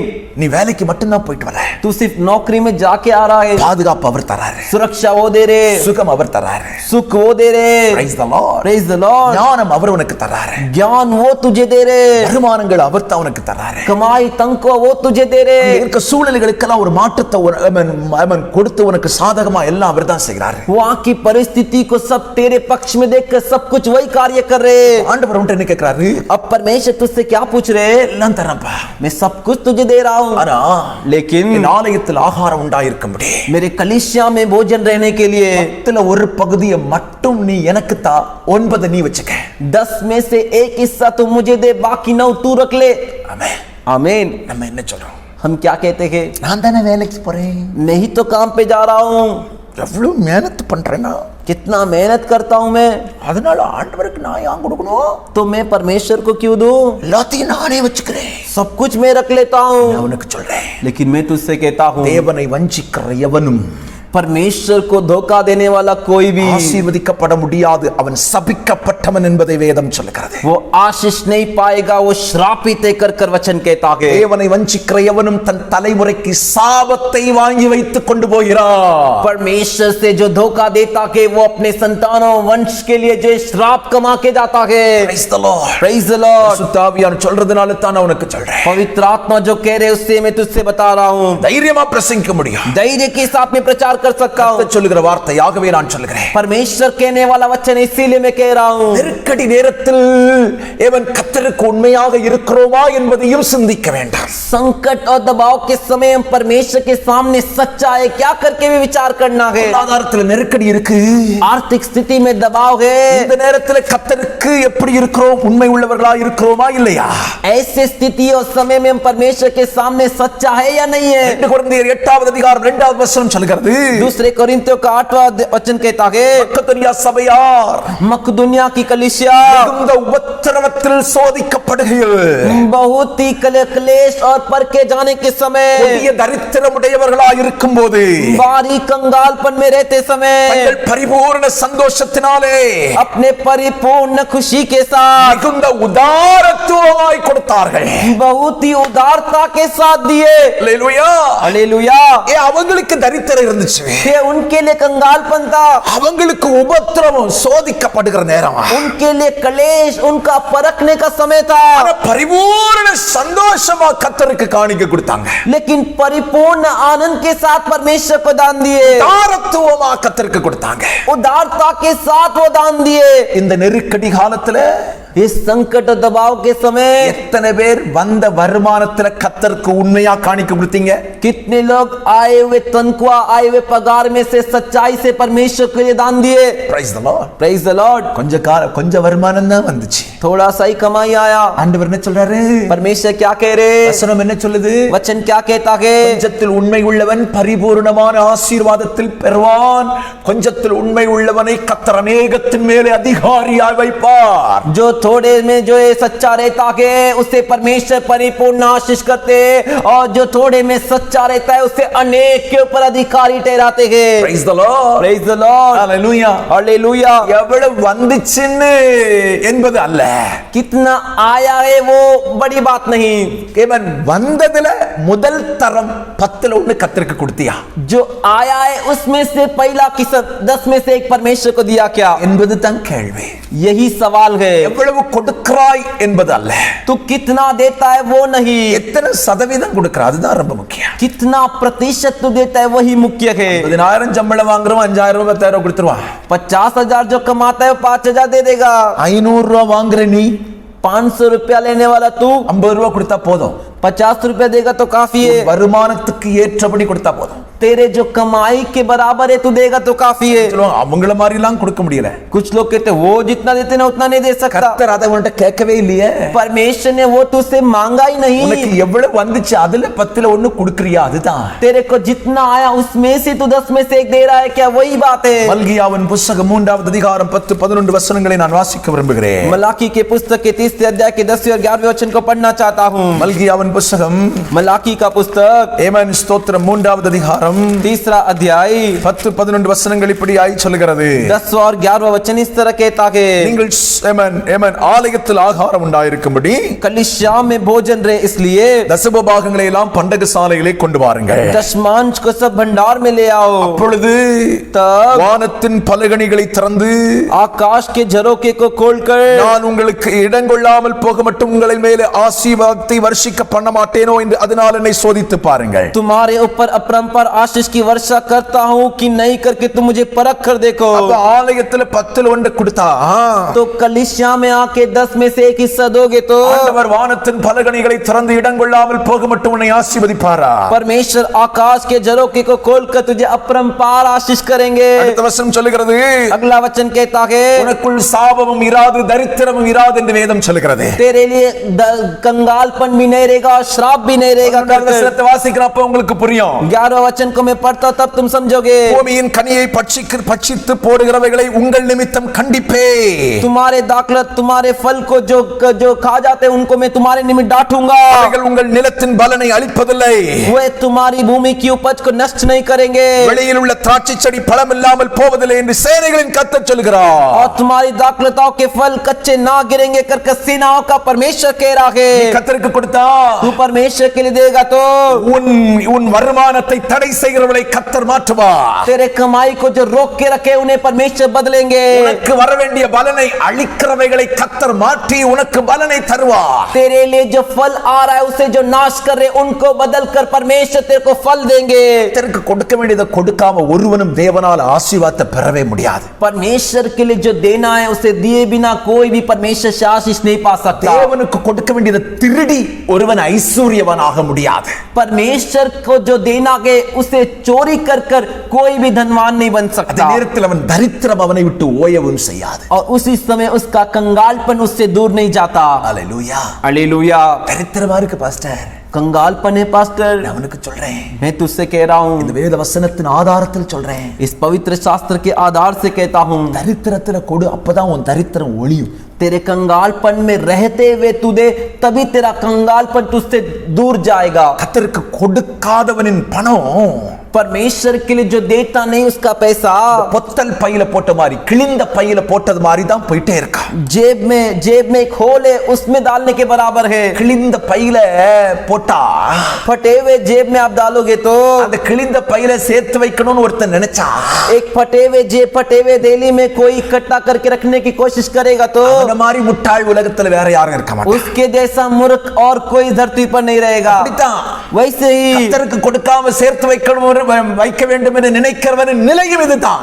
परमेश्वर को दिए बिना जो इकट्ठा करके रखने को चाहता है उसकी स्थिति भी यही होगी. இதை புரிந்து கொண்டு வசனத்துக்கு நடுங்குகிறவன் பாக்கியவான், ஆசீர்வாதத்தை பெற்றுக் கொள்வார். इसे समझकर जो वचन के लिए कांपेगा वो धन्य है, वो आशीष को पाएगा. Praise the Lord. Praise the Lord. சிலருடைய வாழ்க்கையில பார்த்திருக்கேன், कुछ के जीवन को मैंने देखा है, அவங்களுடைய கண்ணுக்கு தெரிஞ்சோ தெரியாமலோ उनकी आंखों में दिखा या नहीं दिखा, அவங்களை விட்டு பைசா போயிட்டே இருக்கு, उनसे पैसा जाते रहता है, பைசா போயிட்டே இருக்கு. पैसा जाते रहता है. காரணம் என்ன?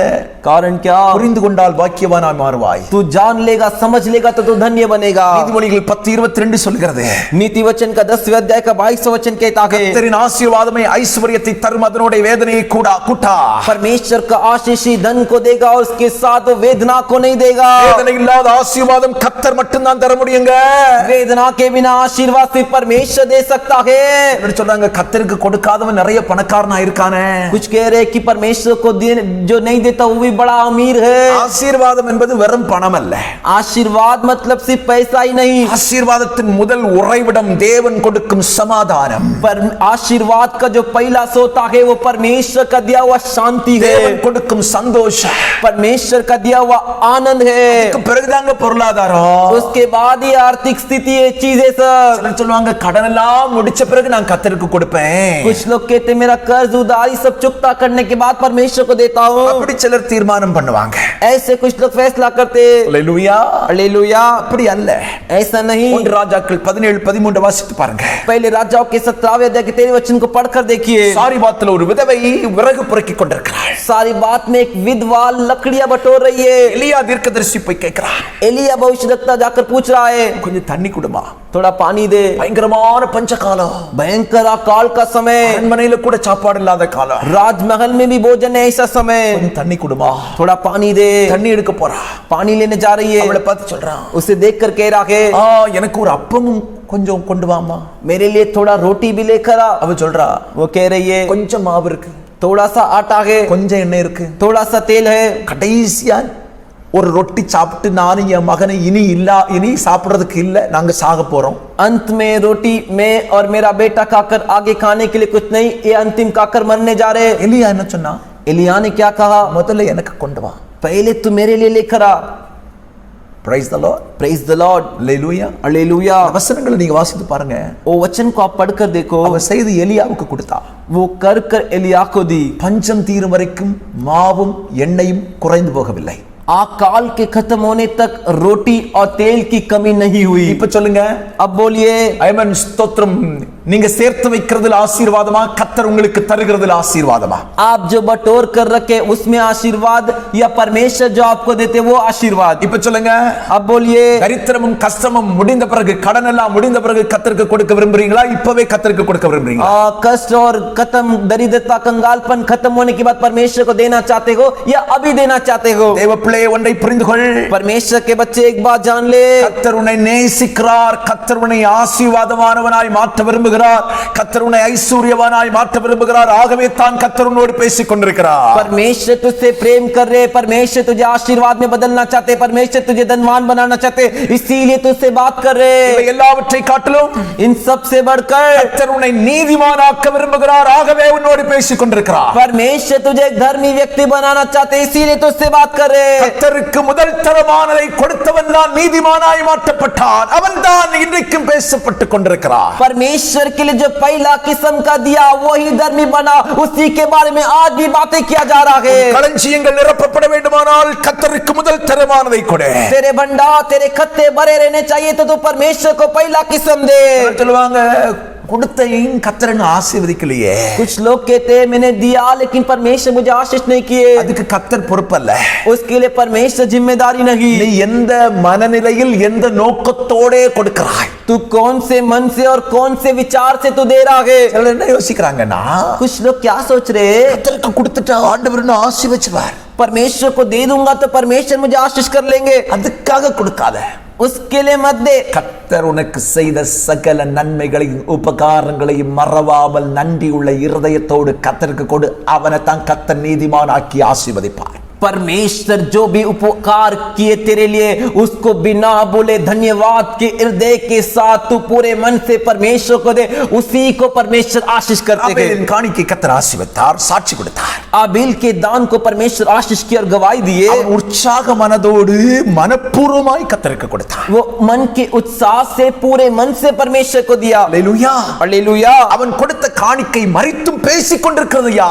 उसका दिया हुआ दान उसके मरने के बाद भी बातें कर रहा है भाई। அல்லேலூயா, हालेलुया। கர்த்தருக்கு கொடுத்து ஆசீர்வதிக்கப்பட்டதை உன் சந்ததி பேசணும்। तू परमेश्वर को देखकर आशीष पाया करके तेरे संतान, तेरे वंश, तेरे बारे में बोलना चाहिए।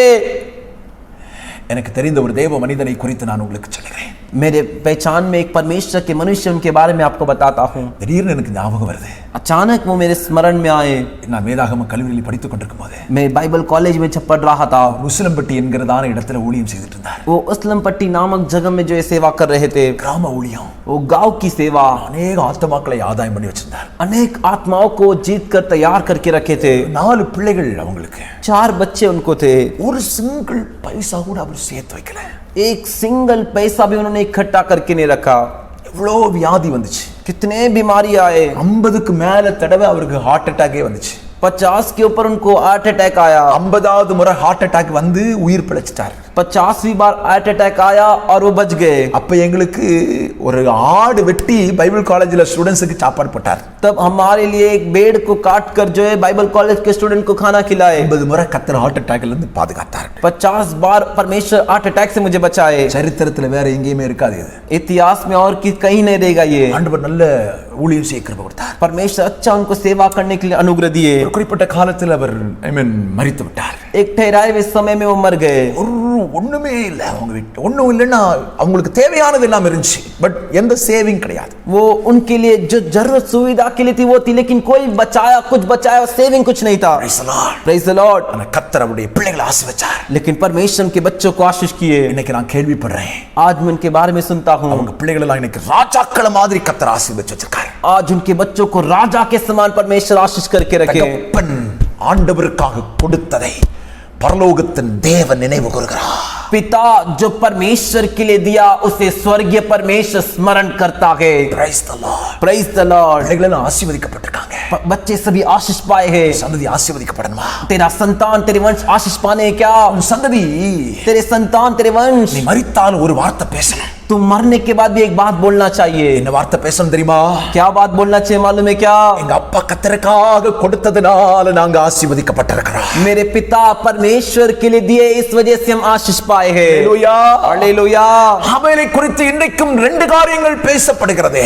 आबेल के बारे में आज भी दो कार्य बातें किया जा रहा है. ஆபேல் செய்த ரெண்டு காரியத்தின் மூலமா இன்றைக்கும் பேசப்படுகிறார், பேசுகிறார். आबेल के दो कार्य के बारे में आज भी बातें किया जा रहा है और बोला जा रहा है. ஒன்று அவன் கர்த்தருக்காக செலுத்தின பலி, एक वो परमेश्वर के लिए चढ़ाया हुआ बलि, பாவ மன்னிப்புக்கு ஏதுவான பலி, पाप की क्षमा के बराबर एक लायक बलि, தன்னை சுத்திகரித்துக் கொள்ள வேண்டும் என்ற விருப்பத்தோடு செலுத்தின பலி, अपने आप को शुद्ध कर लेना चाहिए करके एक चाहत के साथ चढ़ाया हुआ बलि. அதுதான் மந்தையின் தலையீற்று. वही भेड़ बकरियों के पहिलौठे. இரண்டாவது அவன் பேசப்படக்கூடிய காரியம் என்ன? दूसरा उसके बारे में बात किया जाने वाला कार्य क्या है? கர்த்தருக்காக கொடுத்த காணிக்கை, परमेश्वर के लिए दिया हुआ दान भेंट, முதல் தரமானது, पहला प्रथम पहला किस्म का, ஃபர்ஸ்ட் குவாலிட்டி, फर्स्ट क्वालिटी, முதல்ல கர்த்தருக்கு. पहला परमेश्वर के लिए. Praise the Lord. Praise the Lord. நீ மரித்தால் உன் வாழ்க்கை பேசிக்கொண்டே இருக்கப்பட வேண்டும். तू मरेगा, मर गया तो भी तेरे बारे में, तेरे जीवन के बारे में बातें होनी இந்த चाहिए. அளவுக்கு நீ நீதிமானா மாறணும். उतना दूर तक तुझे धर्मी बनना है. இதுக்கு கர்த்தர் எபிரேயர்ல சொல்லப்பட்ட ரெண்டு காரியம். इसके लिए प्रभु इब्रानियों में जो दो कार्य कहे, கர்த்தருக்காக செலுத்தும் பலி சரியா இருக்கணும். तू जो परमेश्वर के लिए बलि चढ़ाता है वो सही होना चाहिए. இதயம் சுத்தமனமா இருக்கணும். तेरा हृदय शुद्ध मन होना चाहिए. எரிச்சல் கசப்பு வெறுப்பு இல்லாம கர்த்தருக்கு பலி செலுத்தினா கர்த்தர் உன்னை நீதிமானாக்கிடுவாரு. जलन कड़वापन और डर नहीं रहेगा तो उसके साथ तू बलि चढ़ाएगा तो परमेश्वर तुझे धर्मी बनाएंगे. நீதிமானா மரிச்சா நீ மரித்தும் பேசப்படுவாய். तू धर्मी जन बन के मरेगा तो तुम मरने के बाद भी तेरे बारे में बात किया जाएगा. இரண்டாவது दूसरा, செலுத்தக்கூடிய காணிக்கை, तू जो दान दे चढ़ाने वाला है, நீ செலுத்தக்கூடிய காணிக்கை உன்னை நீதிமானா மாற்றும்னு கர்த்தருடைய வேதம் சொல்லுகிறது. तू जो दान चढ़ाने वाला है वो तुझे धर्मी बनाएगा कर परमेश्वर का वचन कहता है. ஆபேல் கர்த்தருக்காய் கொடுத்த காணிக்கை நீதிமானாய் மாற்றிற்று. हाबिल जो परमेश्वर के लिए दान दिया उसे वो धर्मी बनाई. அவன் மரித்தும் பேசப்படுகிறான். वो मरने के बाद भी उसके बारे में बात किया जा रहा है. அதான் பைபிள் சொல்லுது, நீதிமானின் மரணத்திலும் நம்பிக்கை உண்டு. इसीलिए बाइबल कहता है धर्मी जन के मृत्यु में भी भरोसा होता है. மார்க்கன் மிருகத்தை போல அழிந்து போகிறான். दुष्ट इंसान जानवर पशु के समान मर के नाश हो रहा है. நீதிமானாய் மரிக்கிறவன் மரித்தும் பேசப்படுகிறான், மரித்தும் பேசுகிறான். लेकिन धर्मी बनकर जो मरता है वो मरने के बाद भी बातें किया जाता है, उसके बारे में बोला जाता है. கண்களை மூடுவோம். आंखों को बंद करेंगे. அந்த சமூகத்துல எல்லாரும் ஜெபிக்க ஆரம்பிக்கலாம். परमेश्वर के सम्मुख सभी जन प्रार्थना करेंगे. நீதிமானா மரிக்கணும். धर्मी जन बनकर मरना है. நீ நீதிமானா மாறணும். इसके लिए तुझे धर्मी बनना है. நீ செலுத்தும் பலி உன்னை நீதிமானாய் மாற்றுகிறது. तू जो बलि चढ़ाता है वो तुझे धर्मी बनाएगा. நீ கொடுக்கும் காணிக்கை உன்னை நீதிமானாய் மாற்றுகிறது என்று எபிரேயர் கழுத நிருபம் 11வது அதிகாரம் 4வது வசனம் தெளிவாய் சொல்கிறது. तू जो दान देता है वो तुझे धर्मी बनाता है करके इब्रानियों के पत्री का 11वें अध्याय का 4था वचन साफ कहता है. நீதிமானா மாறுறதுக்கு ஒப்பு கொடுக்கறியா? धर्मी जन बनने के तो अपने आप को समर्पण करता है क्या? கண்களை மூடி ஜெபிக்க ஆரம்பி. आंखों को बंद करके प्रार्थना कर. ஒரு தீர்மானம் எடுத்துக்க. आज तो एक फैसला कर ले. நான் கர்த்தருக்கு செலுத்தும் பலி मैं प्रभु के लिए चढ़ाने वाला बलि மேன்மையானதா இருக்கணும். वो ऊंचा रहना चाहिए. என்னை சுத்திகரிப்பதற்கு ஏதுவான பலியா இருக்கணும். वो मुझे शुद्ध करने के योग्य रहना चाहिए. என்னை கழுவி मुझे धोकर தேவனுக்கு முன்பதாய் நிற்பதற்கு தகுதியான பலியா இருக்கணும். परमेश्वर के सामने खड़े रहने के लिए लायक बराबर लायक होने जैसा बलि होना चाहिए. என் இருதயம் அதற்கு தகுந்தபடி மாறட்டும் ஆண்டவரே. मेरा हृदय उसके लायक हो प्रभु. ஆயின போல நான் பலி செலுத்த வர மாட்டேன். कैन के जैसा बलि चढ़ाने नहीं आऊंगा, எரிச்சலுள்ளவனா பலி செலுத்த மாட்டேன், जलन रखते हुए बलि नहीं चढ़ाऊंगा, நாடி வேறுபட்டவனாய் பலி செலுத்த மாட்டேன், मुंह में उदासी चाहिए उसके साथ बलि नहीं चढ़ाऊंगा, மற்றவங்கள்ட்ட பேசாம இருந்து பலி செலுத்த மாட்டேன், दूसरों से बात किए बिना मैं बलि नहीं चढ़ाऊंगा, மற்றவங்களை கம்பேர் பண்ணி பலி செலுத்த மாட்டேன், दूसरों के साथ तुलना कर मैं बलि नहीं चढ़ाऊंगा। நீர் விரும்பும் பலியை செலுத்த நான் விரும்புகிறேன், आप जैसा चाहते हो वैसा बलि चढ़ाना चाहता हूँ। என்னை அதற்கு அர்ப்பணிக்கிறேன் என்று சொல்லக்கூடியவங்க எத்தனை பேர் இருக்கிறீங்க? मुझे उसके लिए अर्पण करता हूँ कर बोलने वाले कितने लोग हैं? கர்த்தர் ஆசீர்வதிப்பார். परमेश्वर तुझे आशीष உன்னை करेंगे। நீதிமானாய் மாற்ற வேண்டும் என்பதற்காகவே கர்த்தர் பேசிக் கொண்டிருக்கிறார். तू धर्मी जन बनना चाहिए करके परमेश्वर तुझसे बात करे। நீதிமானின் மரணத்தில் நம்பிக்கை உண்டு, धर्मी जन के मृत्यु में भरोसा है। மரித்தும் பேசப்படுகிறான், பேசுவார். वो मरने के बाद भी बातें किया जाता है और बोला जाता है। எத்தனை பேர் ஒப்பு கொடுக்க போறீங்க? कितने लोग समर्पण करेंगे? இரண்டாவது, दूसरा, கர்த்தருக்கு நீ கொடுக்கும் காணிக்கையில் நீ நீதிமானாய் மாற்றப்படுகிறாய். परमेश्वर के लिए जो दान तू देता है उसके कारण तू धर्मी बनता है। Praise the Lord. Praise the Lord। கர்த்தரிடத்துல இல்லாம உன்கிட்ட கேட்கல, परमेश्वर के पास नहीं है करके तुझसे नहीं मांग रहे। பூமியும் அது நிறைவும் கர்த்தருடையது. पृथ्वी और पृथ्वी में जो भी है वो सब प्रभु का है। ஆனா உன்னை ஆண்டவர் நீதிமானா மாற்றதுக்கு लेकिन परमेश्वर तुझे धर्मी बनाने के लिए தேவனுடைய கட்டளைக்கு கீழ்ப்படிகிறையா கீழ்ப்படியலையா என்பதைத்தான் அவர் சோதிக்கிறார். परमेश्वर की आज्ञा को तू मानता है या नहीं मानता है, इसीलिए तेरी परीक्षा परख कर देख रहे। சிலர் சொல்வாங்க இதெல்லாம் பழைய ஏற்பாட்டு கட்டளை பாஸ்டர். कुछ लोग कहेंगे कि ये तो पुराने नियम का आज्ञा है। பழைய ஏற்பாடு இல்லாம புதிய ஏற்பாடு வரல. पुराने नियम नहीं है और नया नियम ऐसा नहीं आया। பழைய ஏற்பாடு ஒரு மரத்தின் வேர் என்று சொன்னால் புதிய ஏற்பாடு வெளியே தெரிகிற மரம். पुराना नियम जो है एक पेड़ का जड़ है, तो नया नियम जो है वो पेड़ जो बाहर दिखता है वो है। ஆமென். आमीन। அப்பா இல்லாம நம்ம இல்ல.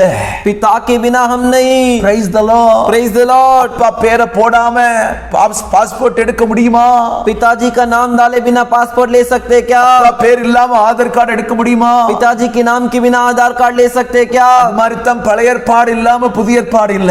उसी तरह पुराने नियम के बिना नया नियम नहीं புதிய है। ஏற்பாட்டிலும் இயேசு தசம பாகத்தை குறித்து சொல்லி இருக்கிறார் என்பதை புரிந்து கொள்ளுங்கள். और नए नियम में भी यीशु दशमांश के बारे में बताया करके जान लीजिए। கிறிஸ்தவம் என்பது கிறிஸ்துவுக்கு கீழ்ப்படிகிறதுல தான் ஏமன் இருக்குது. அதுதான் ஒரு அஸ்திவாரம்.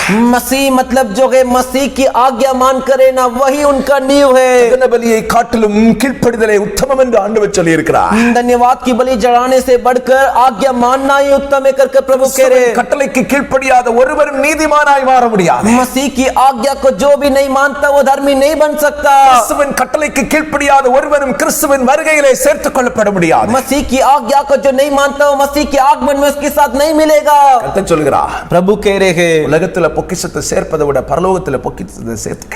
इस धरती पर तू अपने लिए संपत्ति इकट्ठा करने से बढ़कर स्वर्ग में अपने लिए संपत्ति इकट्ठा कर। உலகத்துல ஐஸ்வர்யவானா இருக்கிறத காட்டிலும் பரலோகத்துல ஐஸ்வர்யவானா இரு, அதுதான் மேன்மையானது. इस पृथ्वी में धनवान रहने से बढ़कर तू स्वर्ग में धनवान बनकर रहे, वही बड़प्पन है। அதுதான் உன்னை நீதிமானா மாற்றும். वही तुझे धर्मी बनाएगा। இன்னைக்கு கர்த்தர் நிறைய காரியங்களை பேசி இருக்கிறார். आज परमेश्वर अनेक कार्य बताए हैं। இவைகள் ஒவ்வொன்றையும் பேசும்போதே ஆவியானவருடைய சத்தத்தை என்னுடைய காதுகள் கேட்டது. इस एक एक बात को बोलते समय आत्म परमेश्वर की आवाज मेरे कानों में सुनाई दी। உன்னை ஆண்டவர் நீதிமானாய் மாற்ற விரும்புகிறார். तुझे परमेश्वर धर्मी व्यक्ति बनाना चाहते हैं। ஒப்பு கொடுக்கிறியா? समर्पण कर रहा है क्या? கர்த்தருக்கு கொடுக்காத நிலைமைக்கு அறிக்கையிட்டு மனம் திரும்புவதற்கு ஒப்பு கொடுக்கிறியா? परमेश्वर को जो नहीं दिया उस स्थिति को मानकर कबूल करने के लिए तो सौंपता है क्या? நிறைய சாக்கு போக்கு சொன்னேன். अनेक बहाना तूने बताए, எல்லாத்தையும் கர்த்தர் உனக்கு தெளிவா பேசியிருக்கிறார். सब परमेश्वर तुझसे साफ बातें किए। நீ சொன்ன நிறைய காரியங்களை கர்த்தர் இன்னைக்கு உன்னோட பேசியிருக்கிறார். तू बोला हुआ अनेक कार्य परमेश्वर आज तुझसे बातें किए। நீதிமானாய் மாற धर्मी जन बदलने के लिए ஆபேல மாதிரி आबिल की तरह முதல் தரமானதை கர்த்தருக்கு கொடுக்க ஆரம்பி. पहला किस्म परमेश्वर को तू दे। உன் ஆசீர்வாதத்தை நீ பெற்றுக்கொள்ள ஆரம்பி. तेरे आशीर्वाद को तू पाना शुरू कर। மரித்தாலும் பேசப்பட வேண்டும். तू मरने के बाद भी तेरे बारे में बात किया जाना चाहिए। தேவ சமூகத்தில் ஒப்பு கொடுக்கிற ஒவ்வொருவரையும் கர்த்தர் இனி வரும் காலங்களில் ஐஸ்வர்யவானாய் மாற்றுவார், நீதிமானாய் மாற்றுவார், ஆசீர்வாதத்துக்கு பாத்திரவான்களாய் மாற்றுவார். आज जो समर्पण करके प्रार्थना करें उन सबको आने वाले दिनों में आशीर्वाद बनाएंगे और अनेक के लिए भलाई का कारण बनाएंगे। இன்னைக்கு தீர்மானம் தீர்மானம் எடுத்தா आज फैसला करेगा तो நீ கடனாளியாய் அல்ல கடன் கொடுக்கிறவனாய் கர்த்தர் உன்னை மாற்றுவார். तू कर्ज लेने वाला नहीं कर्ज देने वाले में तुझे आशीष करेंगे। தீர்மானம் எடுத்தா आज फैसला करेगा तो நீயும் உன் சந்ததியும் तू और तेरा वंश இதே பட்டணத்தில் ஆசீர்வதிக்கப்படுவீர்கள். इसी शहर में आशीष पाएंगे। உன் வீட்டுல ஒரு குறைவும் இருக்காது. तेरे घर में एक भी घटी नहीं रहेगी। வாழ்க்கையில ஒரு குறைவும் இருக்காது. तेरे जीवन में एक भी घटी नहीं रहेगी। கர்த்தர் களஞ்சியங்களை நிரப்புவார், ஆலய நிரப்புவார். परमेश्वर तेरे भंडार को भरेंगे, कलीसिया को भरेंगे। பாக்கெட்ல பணத்துக்கு குறைவே இருக்காது. तेरे पैकेट में पैसे की कमी नहीं रहेगी। உன்னை தேடிவர்களுக்கு கொடுக்கிற அளவுக்கு கர்த்தர் உன்னை ஆசீர்வதிப்பார். तुझे जो ढूंढ कर आते उन सभी को देने तक तुझे आशीष करेंगे। தீர்மானம் எடுத்துக்க. एक फैसला कर ले। ஆசீர்வதிக்கப்படணும்னு கொடுக்காத.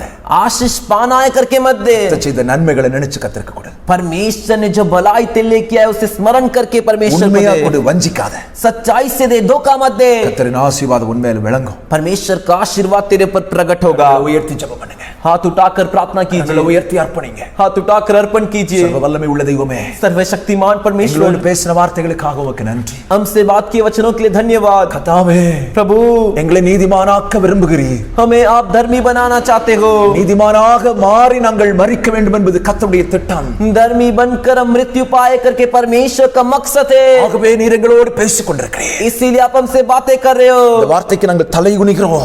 आपके वचनों के लिए हम अपना सिर झुकाते हैं। வார்த்தையை எங்கள் வாழ்க்கையில ஏற்றுக்கொள்கிறோம். आपके वचन को हमारे जीवन में मान लेते हैं। உன்னதமான பலியை செலுத்த விரும்புகிறோம். परम प्रदान बलि चढ़ाना चाहते हैं। உன்னதமான காணிக்கை கொடுக்க விரும்புகிறோம். परम प्रदान के बराबर दान देना चाहते हैं। எங்களையே முழுசும் தர்றா. हमें पूरी तरह दे देते எங்களுக்கு हैं। எல்லாமே உமக்கு தர விரும்புகிறோம். हमारा जो कुछ है सब आपको देना चाहते हैं। எங்களுக்கு ஒண்ணே ஒண்ணுதான் வேணும்பா. हमें एक ही चीज चाहिए पिता, நீதிமானா மரிக்கணும். धर्मी जन बनकर मरना है। ஆபேல் நீதிமானா மரிச்சா.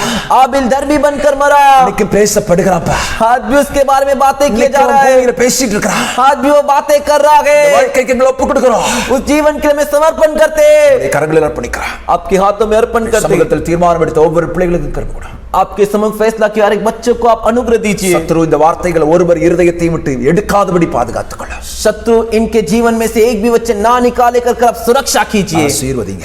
आशीष कीजिए। இயேசுவின் நாமத்தில் ஜெபிக்கிறோம் ஜெபங்களை நல்ல பிதாவே. यीशु के नाम से प्रार्थना करते, प्रार्थना को सुनिए अच्छे पिता। ஆமென். आमीन। என் ஆத்துமாவே கர்த்தரை ஸ்தோத்திரி, என் முழு உள்ளமே அவருடைய பரிசுத்த நாமத்தை ஸ்தோத்திரி. என் ஆத்துமாவே கர்த்தரை ஸ்தோத்திரி, கர்த்தர் செய்த சகல உபகாரங்களை மறவாதே. ஆமென். நம்முடைய கர்த்தராகிய இருக்கிற இயேசு கிறிஸ்துவின் கிருபை, हमारा प्रभु यीशु मसीह का अनुग्रह, பிதாவாகிய தேவனுடைய அன்பு, पिता परमेश्वर का प्रेम, பரிசுத்தாவினுடைய ஐக்கியமும் சமாதானமும் சந்தோஷம் पवित्र आत्मा एकता शांति और आनंद உங்களுடைய மீண்டும் சதா காலங்களிலும் आपके में आज से लेकर सदा काल के இயேசு கிறிஸ்துவுடைய வருகை உண்டாவதாக. यीशु मसीह के आगमन तक हो। ஆமென். आमीन। அல்லேலூயா. हालेलुया, அல்லேலூயா. हालेलुया, அல்லேலூயா. हालेलुया। கர்த்தர் உங்களை ஆசீர்வதிப்பார். प्रभु आपको आशीष करेंगे। ஒருவர் ஏமன் பக்கத்தில் இருக்கவங்களை பார்த்து நல்ல பிரைஸ் தி லார்ட்னு சொல்லுங்க. நிச்சயமாகவே இந்த நாட்களில் கர்த்தர் உங்களை ஆசீர்வதித்து மேன்மைப்படுத்துவார். आपके अगल में जो बैठे हैं उनको देखकर प्रेज द लॉर्ड बोलिए। निश्चय प्रभु आप सभी को इन दिनों में आशीष करेंगे। Praise the Lord. Praise the Lord.